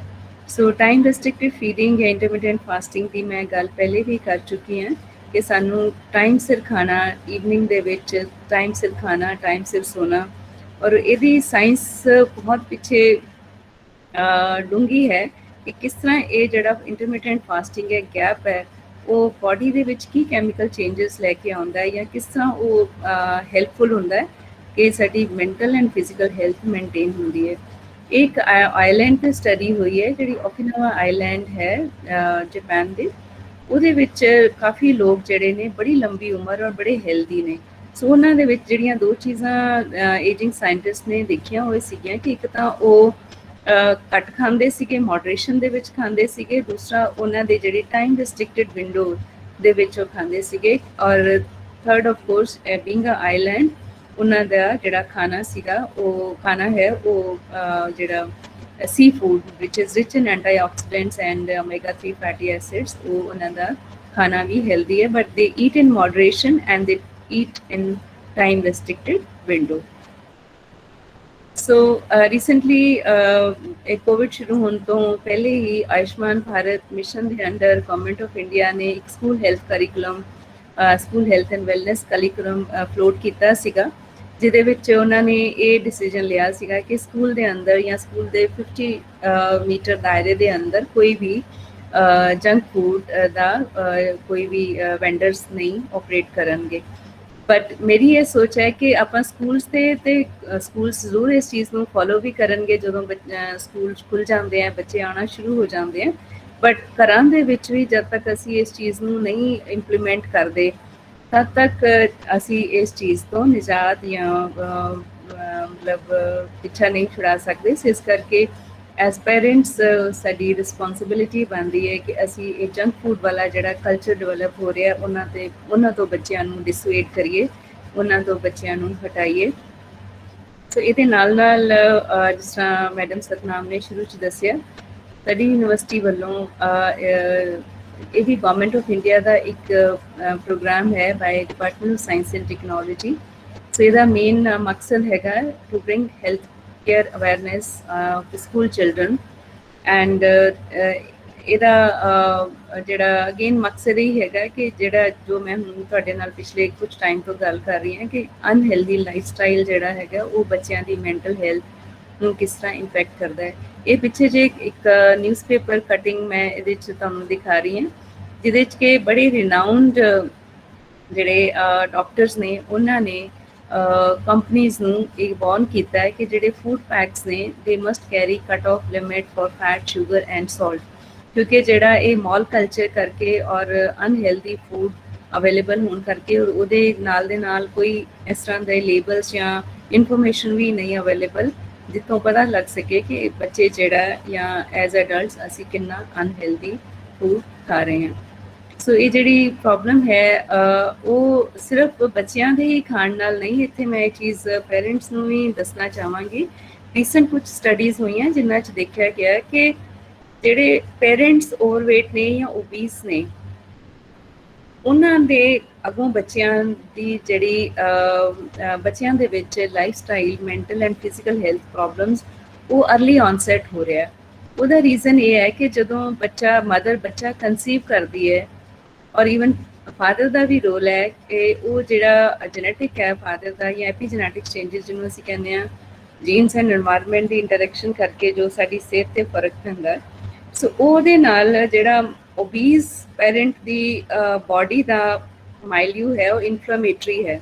ਸੋ ਉਸ ਇਨਫਲੇਮੇਟਰੀ ਬਾਡੀ ਦੇ ਵਿੱਚ ਜਦੋਂ ਬੱਚਾ ਡਿਵੈਲਪ ਹੁੰਦਾ ਸੋ ਉਹਦੇ ਤੇ ਪਹਿਲੇ ਦਿਨ ਤੋਂ ਹੀ ਜਿਸ ਤਰ੍ਹਾਂ ਹੀ ਕਨਸੀਵ ਮਦਰ ਕਰਦੇ ਆ ਉਹਦੀ ਡਿਵੈਲਪਮੈਂਟ ਤੇ ਕੁਛ ਨਾ ਕੁਛ ਅਸਰ ਪੈਣਾ ਸ਼ੁਰੂ ਹੋ ਜਾਂਦਾ। ਸੋ ਇਸ ਕਰਕੇ ਉਹਨਾਂ ਬੱਚਿਆਂ ਦੇ ਵਿੱਚ ਇਹ ਦੇਖਿਆ ਗਿਆ, ਖਾਸ ਕਰਕੇ ਡਿਵੈਲਪ ਕੰਟਰੀਜ਼ ਦੇ ਵਿੱਚ ਕਾਫੀ ਸਟੱਡੀਜ਼ ਹੁਣ ਆ ਗਈਆਂ ਨੇ ਕਿ ਜਿਹੜੇ ਪੇਰੈਂਟਸ ਓਬੀਸ ਨੇ ਉਹਨਾਂ ਦੇ ਬੱਚਿਆਂ ਦੇ ਵਿੱਚ ਲਾਈਫ ਸਟਾਈਲ ਡਿਜ਼ੀਜ਼ਸ ਬਹੁਤ ਅਰਲੀ ਔਨਸੈਟ ਆਉਣਾ ਸ਼ੁਰੂ ਹੋ ਗਏ। ਇਹ ਇੱਕ ਵਾਰਨਿੰਗ ਸਾਈਨ ਵੀ ਹੈ ਔਰ ਸਾਨੂੰ ਇਸ ਚੀਜ਼ ਦਾ ਧਿਆਨ ਪੇਰੈਂਟਸ ਨੂੰ ਵੀ ਰੱਖਣ ਦੀ ਲੋੜ ਹੈ ਕਿ ਜਦੋਂ ਅਸੀਂ ਉਸ ਫੇਸ ਦੇ ਵਿੱਚ ਐਂਟਰ ਕਰਨਾ ਹੈ ਸਾਡੀ ਬਾਡੀ ਹੈਲਦੀ ਹੋਣੀ ਚਾਹੀਦੀ ਹੈ। ਸੋ ਅਲਟੀਮੇਟਲੀ ਅਸੀਂ ਕੋਈ ਵੀ ਗਵਰਨਮੈਂਟ ਦਾ ਪ੍ਰੋਗਰਾਮ ਜਾਂ ਕੋਈ ਵੀ ਕਿਸੇ ਤਰ੍ਹਾਂ ਦਾ ਵੀ ਸੋਸ਼ਲ ਮੀਡੀਆ ਦੇ ਵਿੱਚੋਂ ਇਹ ਇਨਫੋਰਮੇਸ਼ਨ ਉਨੀ ਦੇਰ ਕਾਮਯਾਬੀ ਨਾਲ ਇੰਪਲੀਮੈਂਟ ਨਹੀਂ ਹੋ ਸਕਦੀ ਜਦੋਂ ਤੱਕ ਅਸੀਂ ਆਪਣੀ ਜ਼ਿੰਮੇਵਾਰੀ ਨਹੀਂ ਲੈਂਦੇ। ਸੋ ਸਵਾਰੀ ਆਪਣੇ ਸਮਾਨ ਦੀ ਆਪ ਜ਼ਿੰਮੇਵਾਰ। We need to take, all of us need to take responsibility for our own good health and for the health of our children. So ਇਹ ਅਸੀਂ ਕੁਝ ਇੱਕ ਈ ਬੁੱਕ ਡਿਵੈਲਪ ਕਰ ਰਹੇ ਹਾਂ ਜਿਹੜੀ ਅਸੀਂ ਬੱਚਿਆਂ ਦੇ ਨਾਲ ਇਨ ਡਿਊ ਕੋਰਸ ਆਫ ਟਾਈਮ ਸ਼ੇਅਰ ਵੀ ਕਰਾਂਗੇ ਕਿ ਇਹ ਅਸੀਂ ਚਾਹਾਂਗੇ ਕਿ ਬੱਚੇ ਵੈਸੇ ਤਾਂ ਜਦੋਂ ਅਸੀਂ ਸਕੂਲਸ ਦੇ ਵਿੱਚ ਜਾ ਕੇ ਬੱਚਿਆਂ ਨਾਲ ਇੰਟਰੈਕਟ ਕਰਦੇ ਹਾਂ ਅਸੀਂ ਉਹਨਾਂ ਨੂੰ ਇਹ ਚੀਜ਼ਾਂ ਪ੍ਰਿੰਟ ਆਊਟਸ ਦਿੰਦੇ ਹਾਂ ਤਾਂ ਕਿ ਉਹ ਬੱਚੇ ਆਪਣੇ ਸਟੱਡੀ ਟੇਬਲ 'ਤੇ ਲਗਾਉਣ ਔਰ ਜਿਹੜੀ ਉਹਨਾਂ ਦੀ ਇਹ ਚੀਜ਼ ਨਜ਼ਰ ਵਿੱਚ ਰਵੇ ਅਤੇ ਉਹਨਾਂ ਨੂੰ ਇੱਕ ਮੈਸੇਜ ਮਿਲਦਾ ਰਹੇ ਕਿ what are good health habits for their good health. So with this I thank, and they are all my PhD students working in the lab or they have already completed their degrees and left for much greener pastures in India and abroad. So with this I again thank the school and all the organizers and the principal sahib for giving me this opportunity to share whatever little bit knowledge I have with the children, and will be very very happy to answer any queries. I can see Hargun Kaur here, so very nice to talk to you all, and hope I'm able to convey some message to the youngsters and their parents. Thank you so much. Thank you, ma'am. Thank you for sharing your experiences. Any queries, any question parents would like to ask? Thank you, ma'am. Thank you, ma'am. Yeah, ma'am. Thank you, ma'am. so happy. Priya ma'am, Ma'am, if thank you. would like to ask anything. Yes. Thank you, ma'am. Thank you so much, ma'am. I request all the parents, if you are having any query regarding your Thank you so much, children, ma'am. yourself, you can ask to ma'am, please. Come Regarding forward with your health, queries. lifestyle. Yes, regarding health, mental health, whatever you want to ask, you can just Yes, inquire. Pranvit Singh. Yes, Priya Pranvit. ma'am, Pranvit Yes. Singh has raised hand. Yes, Pranvit, you please speak up. You can just leave your question in the chat box also. Otherwise, you can interact directly with ma'am. Pranvit, if you are having any queries, you please ask. I think Ma'am, she your need to mic is unmute. mute. Unmute first. Unmute yourself, Pranvit. Okay, ma'am. Okay, ma'am. Okay, ma'am. Actually, I want to ask that my child is overactive and he's always jumping here and there, and he don't listen to me actually. So, Okay. is diet responsible for it? I wouldn't say diet. I think you would be the better judge कि उधर जेड़ा eating habits की ने. So Ma'am, he's eating junk. Actually, we are having grocery shop. तो नीचे है grocery shop, ऊपर हमारा घर है. तो वो नीचे जाता है, ले आता है जब भी भूख लगती है. तो that's why I'm asking कि क्या diet responsible है उसके overactive होने के लिए? डाइट रिस्पॉन्सिबल है बिल्कुल. और what I would say here is that कि बच्चे को जब आप उसकी जो मेंटल एंगेजमेंट है ना, वो जब तक किसी उसमें पॉजिटिव एनर्जी में नहीं लगाएंगे तो वो, क्योंकि उसके अंदर एनर्जी बहुत है ना, और आप उसको जैसे कह रहे हो वो खा भी एनर्जी रिच फूड रहा है, वो एक नेगेटिव एक फैक्टर जरूर जो एंजाइटी है बच्चे में वो लाता है. बट साथ के साथ उस बच्चे को पॉजिटिव एस्पेक्ट ऑफ लाइफ या पॉजिटिव हैबिट्स या एटीट्यूड में उसके लिए अवेयरनेस लेके आना बहुत ज़रूरी है. तो उसको किसी ना किसी ऐसी एक्टिविटी में एंगेज रखो. एक तो फिजिकल एक्टिविटी होनी चाहिए, एक तो लेट इवनिंग उसको जो खाना है उस पर थोड़ा कंट्रोल करो कि शाम को लेट इवनिंग अनहेल्दी फूड नहीं खाना है. और अनहेल्दी अगर खाना भी है तो उसके साथ जो हेल्दी ऑप्शंस हैं वो ज़रूर इंट्रोड्यूस करो ताकि वो कुछ ना कुछ लेवल तक वो चीज़ें जो कॉम्पनसेट हो. Actually, मैम वो ऐसे करने लग पड़ा. अगर हम उसको बोलते हैं ये चीज नहीं करनी तो वो चीज करता ही करता है, मतलब उल्टा करने लग पड़ा. अगर नहीं फेंकनी तो फेंकनी है. पता है इसलिए मैं आज मैंने उसके बारे में बात नहीं की. इसको बोलते हैं boundary testing behaviour. Boundary testing behaviour में क्या होता है कि बच्चा देखता है कि मेरी जो ये है ना शरारत है या मेरी जिद है, वो मेरा जो केयर गिवर है या मेरा पेरेंट्स है वो कहाँ तक झेलता है, उसको कहाँ तक वो टॉलरेट करता है. तो वो बाउंड्री टेस्टिंग जैसे जैसे बच्चा एक तो अनहेल्दी लाइफस्टाइल की वजह से कुछ वो उसको क्योंकि लगता है कि अगर मैं ऐसे करूँगा तो मेरी जिद, ये आम प्रैक्टिस में हम देखते हैं अपने बच्चों में घरों में कि बच्चे देखते हैं कि कहाँ तक मेरी जिद चल सकती है. They are very smart. तो वो उस हद तक फिर पेरेंट्स को लेके जाएंगे. तो स्लोली वो जो लिमिट है वो बढ़ाते रहते हैं. तो ये हमारे ऊपर डिपेंड करता है ऑन द पेरेंट्स और ग्रैंड पेरेंट्स जो भी घर में हैं कि बच्चों को किसी ना किसी तरह ऐसी एक्टिविटी जैसे बुक रीडिंग है या स्टोरी टेलिंग है या कुछ ऐसी उनको बातें बताई जाए कि वो इन चीज़ों से डिसुएड हों, उनको समझ में आए ये चीज़ें. अगर बच्चा बहुत छोटा है तो स्लोली वो समझेगा. ये this is not going to happen overnight. तो पेरेंट्स को भी बहुत ज़्यादा पेशेंस बच्चों के साथ रखने की ज़रूरत है. और ये कोविड टाइम ने तो ये प्रॉब्लम्स को और भी बहुत बढ़ा दिया क्योंकि बच्चे सारा टाइम घर के अंदर हैं और उनको जो उनकी एनर्जी तो उतनी है, एनर्जी बल्कि ज़्यादा भी हो गई है क्योंकि खाना वैसे हो गया, बट उनको जो एनर्जी को चैनलाइज करने की ज़रूरत है. Thank you ma'am, thank you so much. ये जो बाउंड्री टेस्टिंग वाला है ना, ये आपको कहीं ना कहीं चेक लगाना पड़ेगा कि कहाँ पे वो चेक लगाएं ताकि बच्चे जो हैं वो उनके ultimately we are interested for their betterment, for their good physical and mental health. तो ये थोड़ी सी साइंस मैंने आप लोगों के साथ इसलिए शेयर की कि एक दिमाग में आ जाता है ना कि अब मुझे भी और ज़्यादा डिटर्मिनेशन से इस चीज़ को कंट्रोल करना है या हैंडल करना है। Anybody else who would like to ask? Any other?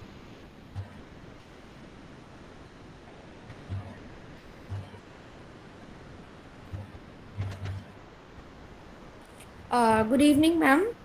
evening. Ma'am, to deal with a cranky child, like if a child he wants something, first he will cry and then he will tell what is the problem. He's hungry, or he wants some toy, he wants to go out to play. But the first thing he will cry and then he will tell, and for small things he will cry. So how to deal with that child? Actually ये जो बच्चे की psychological और emotional health है, तो उसमें जो बच्चे का बिहेवियर है साइकोलॉजिकली, वो कहीं ना कहीं या तो उसको ये मन में है कि अगर मैं पहले चिल्लाऊंगा तो फिर मेरी जिद जो है, जो मेरी बात मैं मनवाना चाह रहा हूँ, वो तभी पूरी होगी। तो इसलिए मैंने शुरू में भी ये बात की थी कि हमने सिर्फ उसका डाइट का या फिजिकल एक्टिविटी का नहीं देखना, mental health, mental wellbeing is psychological health, उसकी जो इमोशनल हेल्थ है। तो इसमें भी मुझे पर्सनली लगता है कि जब हम उसका लाइफस्टाइल करेक्ट करने की कोशिश करेंगे, उसको फिजिकल एक्टिविटी में ज़्यादा इन्वॉल्व करेंगे, उसकी डाइटरी जो न्यूट्रिशियस फूड की तरफ ध्यान देंगे, तो ये चीज़ें कहीं ना कहीं ज़रूर अपने आप करेक्ट होंगी। क्योंकि कई बार बच्चों को जैसे एक बार एक बिहेवियर, जैसे मैंने अभी बात की बाउंड्री टेस्टिंग बिहेवियर है, तो वो बच्चे इस चीज़ को लेके बड़े स्मार्ट होते हैं। उनको पता होता है कि मुझे अगर अपनी जिद मनवानी है तो ही और शी नोज द वे। और जब पेरेंट्स भी फिर उनके साथ वो करते कंप्लायंस होते हैं कि ठीक है बच्चा मांग रहा है, जिद कर रहा है तो कर दो, तो वो एज अ पेरेंट आपको देखना होगा कि मुझे कहाँ तक बच्चे को अलाउ करना है। और अगर बच्चे को रोकना है तो उसके लिए गुस्सा और डांट या physical abuse is not the way. क्योंकि बच्चे का जो माइंड है, वो जैसे जैसे हम उनको सख्ती से पेश आते हैं, वो और भी ज़्यादा रिएक्टिव होते हैं। तो वो जो पेशेंस है इस टाइम पे पेरेंट्स में आनी बहुत ज़रूरी है कि बच्चों को हमने कैसे उनकी साइकोलॉजी को समझना है, उनकी इमोशनल जो नीड्स हैं उनको कैसे मीट करना है। तो आप अगर किसी काउंसलर के पास भी जाओगे तो वो आपको बताएंगे कि ये कहीं ना कहीं इसकी जो साइकोलॉजिकल नीड्स हैं वो नहीं मीट हो रही, तो उस वजह से वो बच्चे की ये, क्योंकि इसमें कोई मेडिसिन नहीं है, there is absolutely no other treatment. ये सारी साइकोथेरेपी हम कहते हैं। साइकोथेरेपी मीन्स कि बच्चे को हमने साइकोलॉजिकली कैसे हैंडल करना है, इसकी इमोशनल हेल्थ को कैसे स्ट्रॉन्ग करना है। Thank you. Yes, anybody else? Agam Raj Singh. Ma'am. Yes, sir. Ma'am, myself Sarabjit as father. ਮੇਰਾ ਕੁਐਸਚਨ ਹੈ, ਜਿਵੇਂ ਮੰਨ ਲਓ ਰੂਟੀਨ ਦੇ ਦਿਨ ਹੁੰਦੇ ਆ, ਬੱਚੇ ਸੌਂਦੇ ਜਾਂ ਮਤਲਬ ਸਾਡਾ ਵੀ ਜਿਹੜਾ ਰੂਟੀਨ ਦਾ ਸਮਾਂ ਮੰਨ ਲਓ 9 ਹੋ ਸਕਦਾ, ਰਾਤ ਨੂੰ 10 ਹੋ ਸਕਦਾ, 11 ਹੋ ਸਕਦਾ, ਉਦੋਂ ਅਸੀਂ ਸੌ ਜਾਂਦੇ ਹਾਂ ਜੀ। ਰੂਟੀਨ ਦੇ ਦਿਨਾਂ 'ਚ ਸਾਨੂੰ ਲਗਭਗ ਰੋਜ਼ਾਨਾ ਇੱਕ ਟਾਈਮ ਹੁੰਦਾ ਜਦੋਂ ਨੀਂਦ ਆ ਜਾਂਦੀ ਹੈ ਜੀ। ਪਰ ਕਈ ਵਾਰੀ ਸਾਨੂੰ ਐ ਹੁੰਦਾ ਜੀ, ਜਦੋਂ ਜੇ ਅਸੀਂ ਸੋਚਦੇ ਹਾਂ ਅੱਜ ਸਾਨੂੰ ਜਲਦੀ ਸੌ ਜਾਣਾ ਚਾਹੀਦਾ ਕਿਉਂਕਿ ਮੈਨੂੰ ਸਵੇਰੇ ਮਤਲਬ ਕੋਈ ਬਹੁਤ ਜ਼ਿਆਦਾ ਅਰਲੀ ਜਾਣਾ, ਜਾਂ ਮੈਂ 4 ਵਜੇ ਜਾਣਾ, ਸਪੋਜ਼ 5 ਵਜੇ ਜਾਣਾ ਕਿਤੇ, ਉਦੋਂ ਆਪਾਂ ਨੂੰ ਨੀਂਦ ਨਹੀਂ ਆਉਂਦੀ। ਫਿਰ ਜਿਸ ਦਿਨ ਆਪਾਂ ਸੋਚਦੇ ਹਾਂ ਵੀ ਮੈਨੂੰ ਮਤਲਬ ਅੱਜ ਨੀਂਦ ਨਾ ਆਵੇ, ਮੈਂ ਕੋਈ ਕੰਮ ਕਰਨਾ, ਮੈਂ ਕੋਈ ਮਤਲਬ ਕੋਈ ਵੀ ਆਫਿਸ ਵਰਕ ਲਾ ਲਓ ਕੋਈ ਕਰਨਾ, ਉਦੋਂ ਸਾਨੂੰ ਜਲਦੀ ਨੀਂਦ ਆ ਜਾਂਦੀ ਹੈ। ਇਹ ਕੀ ਕਾਰਨ ਹੈ? ਕੋਈ ਕਿਸੇ ਸਟ੍ਰੈਸ ਦੀ ਵਜ੍ਹਾ ਕਾਰਨ ਹੁੰਦਾ ਜਾਂ ਇਹ ਕਿਉਂ ਜੀ? ਬਿਲਕੁਲ, ਇਹ ਕਈ ਵਾਰੀ ਹੁੰਦਾ ਜਿੱਦਾਂ ਆਪਾਂ ਸਵੇਰੇ ਜੇ ਕੋਈ 4 ਵਜੇ ਜਾਂ 5 ਵਜੇ ਫਲਾਈਟ ਲੈਣੀ, ਟ੍ਰੇਨ ਲੈਣੀ ਨਾ, ਸਾਨੂੰ ਸਾਰੀ ਰਾਤ ਨੀਂਦ ਨਹੀਂ ਆਉਂਦੀ। ਬੇਸਿਕਲੀ ਅੰਦਰ ਇੱਕ ਬਾਡੀ ਦੇ ਨਾ ਇੱਕ ਸਟ੍ਰੈਸ ਬਿਲਡ ਅਪ ਹੋ ਜਾਂਦਾ, ਇੱਕ ਐਂਜ਼ਾਈਟੀ ਹੁੰਦੀ ਹੈ ਜਿਹਦੇ ਕਰਕੇ ਸਾਨੂੰ ਸਾਡੀ ਜਿਹੜੀ ਨੀਂਦ ਹੈ ਉਹ ਡਿਸਟਰਬ ਹੁੰਦੀ ਹੈ। ਔਰ ਇੱਕ ਇਹ ਹੁੰਦਾ ਹੈ ਕਿ ਵੀ ਮੈਂ ਸਵੇਰੇ ਉੱਠਣਾ ਜਾਂ ਮੈਂ ਕਿਤੇ ਮਿਸ ਨਾ ਕਰ ਜਾਵਾਂ, ਉਹ ਉਸ ਚੀਜ਼ ਦਾ ਇੱਕ ਜਿਵੇਂ ਕਹਿ ਲਓ ਕਿ ਦਿਮਾਗ ਤੇ ਬੋਝ ਜਿਹਾ ਹੁੰਦਾ ਹੈ, ਜਿਹਦੇ ਕਰਕੇ ਇਹ ਪ੍ਰੋਬਲਮ ਆਉਂਦੀ ਹੈ। ਬਟ ਨਾਲ ਦੇ ਨਾਲ ਮੈਂ ਕਹੂੰਗੀ ਕਿ ਅਗਰ ਇੱਕ ਅੱਧ ਦਿਨ ਇੱਦਾਂ ਦੀ ਪ੍ਰੋਬਲਮ ਆਉਂਦੀ ਹੈ ਤਾਂ ਉਹਦੇ ਲਈ ਮਤਲਬ ਫਿਕਰ ਕਰਨ ਦੀ ਲੋੜ ਨਹੀਂ। ਇਹ ਉਦੋਂ ਹੀ ਫਿਕਰਮੰਦ ਹੋਣ ਦੀ ਲੋੜ ਪੈਂਦੀ ਹੈ ਜਾਂ ਇੰਪੈਕਟ ਹੁੰਦਾ ਹੈ ਜਦੋਂ ਇਹ ਚੀਜ਼ਾਂ ਲਗਾਤਾਰ ਹੋਣ। ਜਿੱਥੇ ਸਾਨੂੰ ਕਾਰਨ ਪਤਾ ਹੋਵੇ ਨਾ, ਜਿਸ ਤਰ੍ਹਾਂ ਤੁਸੀਂ ਕਹਿ ਰਹੇ ਹੋ ਕਿ ਅਗਰ ਮੈਂ ਸਵੇਰੇ ਕਿਤੇ ਮੀਟਿੰਗ ਜਾਣਾ ਜਾਂ ਜਲਦੀ ਉੱਠਣਾ ਤਾਂ ਮੈਨੂੰ ਰਾਤ ਪ੍ਰੋਬਲਮ ਹੁੰਦੀ ਹੈ, ਜਾਂ ਇੱਦਾਂ ਹੀ ਬੱਚਿਆਂ ਦੇ ਐਗਜ਼ਾਮ ਡੇਜ਼ ਦੇ ਵਿੱਚ ਬੜਾ ਕਾਮਨ ਹੁੰਦਾ ਹੈ ਕਿ ਜਦੋਂ ਉਹਨਾਂ ਨੂੰ ਐਗਜ਼ਾਮਸ ਦਾ ਸਟ੍ਰੈਸ ਹੁੰਦਾ, ਸੋ ਕਿਸੇ ਤਰ੍ਹਾਂ ਦਾ ਵੀ ਜਿਹੜਾ ਮੈਂਟਲ ਸਟ੍ਰੈਸ ਹੈ ਨਾ ਉਹ ਸਾਡੀ ਨੀਂਦ ਨੂੰ ਜ਼ਰੂਰ ਇੰਪੈਕਟ ਕਰਦਾ। ਪਰ ਜੇ ਜਦੋਂ ਸਾਨੂੰ ਕਾਰਨ ਪਤਾ ਹੋਵੇ ਤਾਂ ਫਿਰ ਉਹਦੇ 'ਚ ਫਿਕਰ ਕਰਨ ਦੀ ਲੋੜ ਨਹੀਂ ਕਿ ਇੱਕ ਆਧ ਦਿਨ ਹੋ ਰਿਹਾ ਕਿਉਂਕਿ ਮੈਨੂੰ ਪਤਾ ਕਿ ਇਹ ਕਾਰਨ ਸੀਗਾ ਇਹਦੇ ਕਰਕੇ। ਬਟ ਅਗਰ ਉਹ ਲਗਾਤਾਰ ਹੀ ਰੂਟੀਨ ਦੇ ਵਿੱਚ ਉਹਦੀ ਪ੍ਰੋਬਲਮ ਹੈ ਤਾਂ ਵੈਸੇ ਸੋਚਣ ਦੀ ਮਤਲਬ ਮੈਮ ਕਈ ਵਾਰੀ ਪੇਰੈਂਟਸ ਈਵਨ ਮਤਲਬ ਮਦਰਸ ਉਹ ਮਤਲਬ ਬੱਚਿਆਂ ਨੂੰ ਜਦੋਂ ਕਹਿ ਦਿੰਦੇ ਨਾ ਸ਼ਾਮ ਨੂੰ, ਮਤਲਬ ਰਾਤ ਨੂੰ, ਅੱਜ ਜਲਦੀ ਸੌ ਜਾ, ਕੱਲ ਨੂੰ ਸਕੂਲ ਜਾਣਾ, ਫਿਰ ਉਹ ਬੱਚਾ ਨਹੀਂ ਸੌਂਦਾ ਜੀ। ਹਾਂਜੀ ਨਹੀਂ ਮਤਲਬ ਬੱਚੇ ਜਿਹੜੇ ਨੇ ਨਾ ਜੀ ਉਹਨਾਂ ਦਾ ਜਿਹੜਾ ਆਪਾਂ ਇਹ ਨਹੀਂ ਕਹਿ ਸਕਦੇ ਕਿ ਬੱਚਾ ਬਹੁਤ ਉਸ ਚੀਜ਼ ਦਾ ਸਟ੍ਰੈਸ ਲੈ ਰਿਹਾ, ਪਰ ਬੱਚੇ ਨੋਟੀ ਵੀ ਨੇ, ਸੋ ਇਸ ਕਰਕੇ ਵੀ ਕਈ ਵਾਰੀ ਬੱਚੇ ਜਿਹੜੇ ਨਾ ਉਸ ਚੀਜ਼ ਨੂੰ ਨਹੀਂ ਧਿਆਨ ਦਿੰਦੇ। ਤੇ ਦੂਸਰਾ ਹੈ ਕਿ ਜੇ ਕੋਈ ਬੱਚਾ ਵਾਕਿਆ ਹੀ ਸਵੇਰੇ ਉੱਠਣ ਤੋਂ ਪਰੇਸ਼ਾਨ ਹੈ ਤੇ ਉਹ ਰਾਤੀ ਵੀ ਜ਼ਰੂਰ ਹੋਊਗਾ, ਪਰ ਜੇ ਉਹ ਸ਼ਰਾਰਤ ਨਾਲ ਨਹੀਂ ਸੋ ਰਹੇ ਤੇ ਉਹ ਉਹਨਾਂ ਦਾ ਬਚਪਨ ਹੈ, ਮੇਰਾ ਖਿਆਲ ਉਹਦੇ 'ਚ ਕੋਈ ਚਿੰਤਾ ਵਾਲੀ ਗੱਲ ਨਹੀਂ ਹੈ। ਠੀਕ ਹੈ, ਇਹਨਾਂ ਕੋਲ ਹੋਣਾ ਵੀ ਚਾਹੀਦਾ ਜੀ ਬੱਚਿਆਂ ਨੂੰ, ਇਹਨਾਂ ਤੋਂ ਤੇ ਖੁੱਲ ਹੋਣੀ ਚਾਹੀਦੀ ਹੈ। ਮੈਂ ਪਿੱਛੇ ਵੀ ਜਦੋਂ ਸਕੂਲ ਗਈ ਸੀਗੀ ਤੇ ਕਿਸੇ ਨੇ ਮੈਨੂੰ ਇਹ ਪੁੱਛਿਆ ਵੀ ਇਹ ਖਾਣਾ ਜਿਹੜਾ ਡੇਲੀ ਜਾਂ ਕਦੇ ਕਦੇ ਰੂਲ, ਮੈਂ ਕਿਹਾ ਨਹੀਂ, ਬਿਲਕੁਲ ਰੂਲ ਬ੍ਰੇਕ ਕਰਨਾ ਵੀ ਬਹੁਤ ਜ਼ਰੂਰੀ ਹੈ, ਕਿਉਂਕਿ ਜਿਹੜਾ ਖਾਣ ਪੀਣ ਬਾਰੇ ਅੱਜ ਕੱਲ੍ਹ ਜਿਹੜਾ ਸਾਡੀ ਏਜਿੰਗ ਸਾਇੰਸ ਵੀ ਕਹਿੰਦੀ ਉਹਦੇ 'ਚ 2-3 ਚੀਜ਼ਾਂ ਜ਼ਰੂਰੀ ਨੇ। ਇੱਕ ਤਾਂ ਮੋਡਰੇਸ਼ਨ 'ਚ ਖਾਓ ਨਾ, ਬੈਲੈਂਸ ਖਾਓ, ਮੋਡਰੇਸ਼ਨ ਵਿੱਚ ਖਾਓ। ਦੂਜਾ ਖਾਣਾ ਉਹ ਖਾਓ ਜਿਹੜਾ ਤੁਹਾਨੂੰ ਖੁਸ਼ੀ ਦੇਵੇ। ਜੇ ਕਦੇ ਕਦੇ ਜਿੱਦਾਂ ਪਾਰਟੀ ਹੈ ਤੇ ਤੁਸੀਂ ਕਹੋ ਕਿ ਮੈਂ ਤੇ ਸੈਲਡ ਹੀ ਖਾਣਾ, ਬਾਕੀ ਸਾਰੇ ਤੁਹਾਡੀ ਪਲੇਟ ਵੱਲ ਤੱਕਣ, ਉਹ ਹੋਰ ਸਟ੍ਰੈਸ। ਸੋ ਪਾਰਟੀ ਦੇ ਵਿੱਚ ਰੂਲਸ ਬ੍ਰੇਕ ਕਰੋ, ਜ਼ਰੂਰ ਕਰੋ, ਬਟ ਇੰਪੋਰਟੈਂਟ ਇਹ ਹੈ ਕਿ ਅਸੀਂ ਰੂਟੀਨ ਦੇ ਵਿੱਚ ਆਪਣਾ ਲਾਈਫ ਸਟਾਈਲ ਕੀ ਰੱਖ ਰਹੇ ਹਾਂ। ਮਹੀਨੇ 'ਚ ਜੇ ਅਸੀਂ 28 ਦਿਨ ਠੀਕ ਆਪਣਾ ਵਧੀਆ ਰੱਖ ਰਹੇ ਹਾਂ ਤੇ 2 ਦਿਨ ਜੇ ਰੂਲ ਬ੍ਰੇਕ ਵੀ ਹੋ ਗਿਆ ਤੇ ਉਹ ਸਾਨੂੰ ਇੱਕ ਤਰ੍ਹਾਂ ਦੀ ਖੁਸ਼ੀ ਵੀ ਦੇ ਰਿਹਾ, ਤੇ ਉਹ ਖੁਸ਼ੀ ਵੀ ਜ਼ਰੂਰੀ ਹੈ ਜ਼ਿੰਦਗੀ ਦੇ ਵਿੱਚ। ਜੀ ਥੈਂਕਸ ਜੀ, thank you. Thank you, ma'am. Thanks a lot for sharing and guiding us. Words are not enough to tell you how this workshop is going to help us all. Really got a lot of insightful session. I would really like to thank all who shared their precious time and be a part of this workshop, and even the staff members, the parents, and ma'am, especially you.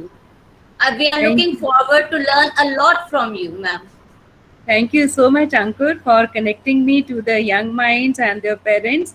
और जिस तरह मैं पहले भी ਤੁਹਾਡੇ ਨਾਲ share ਕੀਤਾ ਸੀ, ਅਸੀਂ ਅਗਰ ਹੋ ਸਕੇ ਤਾਂ ਅਸੀਂ ਕੁਝ ਫੀਡਬੈਕ ਵੀ ਇਹਨਾਂ ਬੱਚਿਆਂ ਤੋਂ ਲੈਣਾ ਚਾਹਾਂਗੇ ਉਹਦੇ 'ਚ, ਕਿਉਂਕਿ ਬੱਚੇ ਬਹੁਤ ਛੋਟੇ ਨੇ, ਇਸ ਕਰਕੇ ਇਹਨਾਂ ਦੇ ਪੇਰੈਂਟਸ ਸਾਨੂੰ ਹੈਲਪ ਕਰ ਸਕਦੇ ਆ। ਇੱਕ ਗੂਗਲ ਫਾਰਮ ਆਨਲਾਈਨ ਅਸੀਂ ਤੁਹਾਡੇ ਨਾਲ ਸ਼ੇਅਰ ਕਰਾਂਗੇ, ਅਗਰ ਤੁਸੀਂ ਉਹ ਫੀਡਬੈਕ ਸਾਨੂੰ ਲੈ ਕੇ ਦੇ ਸਕੋ ਤਾਂ ਸਾਡੇ ਲਈ ਬਹੁਤ ਹੈਲਪਫੁਲ ਹੋਏਗਾ, ਕਿਉਂਕਿ ਇਹ ਸਾਰੀਆਂ ਚੀਜ਼ਾਂ ਅਸੀਂ ਡਾਟਾ ਇਸ ਲਈ ਵੀ ਕਰ ਰਹੇ ਹਾਂ ਨਾਲ ਦੇ ਨਾਲ, ਅਵੇਅਰਨੈਸ ਦੇ ਨਾਲ, ਤਾਂ ਕਿ ਸਾਨੂੰ ਪਤਾ ਚੱਲੇ ਕਿ ਅੱਜ ਦੇ ਦਿਨ ਸਾਡੇ ਜਿਹੜੀ ਸੁਸਾਇਟੀ, ਸਾਡੇ ਬੱਚੇ ਹੈ, ਉਹਨਾਂ ਦਾ ਜਿਹੜਾ ਹੈਲਥ ਨੂੰ ਲੈ ਕੇ ਅਵੇਅਰਨੈਸ ਕਿਸ ਲੈਵਲ ਤੇ ਹੈ ਤੇ ਕਿੰਨਾ ਸਾਨੂੰ ਹੋਰ ਇਸ ਪਾਸੇ ਕੰਮ ਕਰਨ ਦੀ ਲੋੜ ਹੈ। ਤੇ ਜੇ ਉਹ ਸਾਨੂੰ ਫੀਡਬੈਕ ਦੇ ਵਿੱਚੋਂ ਇਹ ਲੱਗੇਗਾ ਕਿ ਆਲਰੇਡੀ ਸਾਡੇ ਤਾਂ ਬਹੁਤ ਬੱਚੇ ਅਵੇਅਰ ਨੇ, ਪੇਰੈਂਟਸ ਅਵੇਅਰ ਨੇ, ਤਾਂ ਉਹ ਇੱਕ ਮੈਸੇਜ ਅੱਗੇ ਵੀ ਜਾਏਗਾ ਕਿ ਪੰਜਾਬ ਦੇ ਵਿੱਚ ਅਸੀਂ ਆਲਰੇਡੀ ਬੜੇ ਇਹਨਾਂ ਚੀਜ਼ਾਂ ਨੂੰ ਲੈ ਕੇ ਕੌਨਸ਼ੀਅਸ ਹੈਗੇ ਹਾਂ।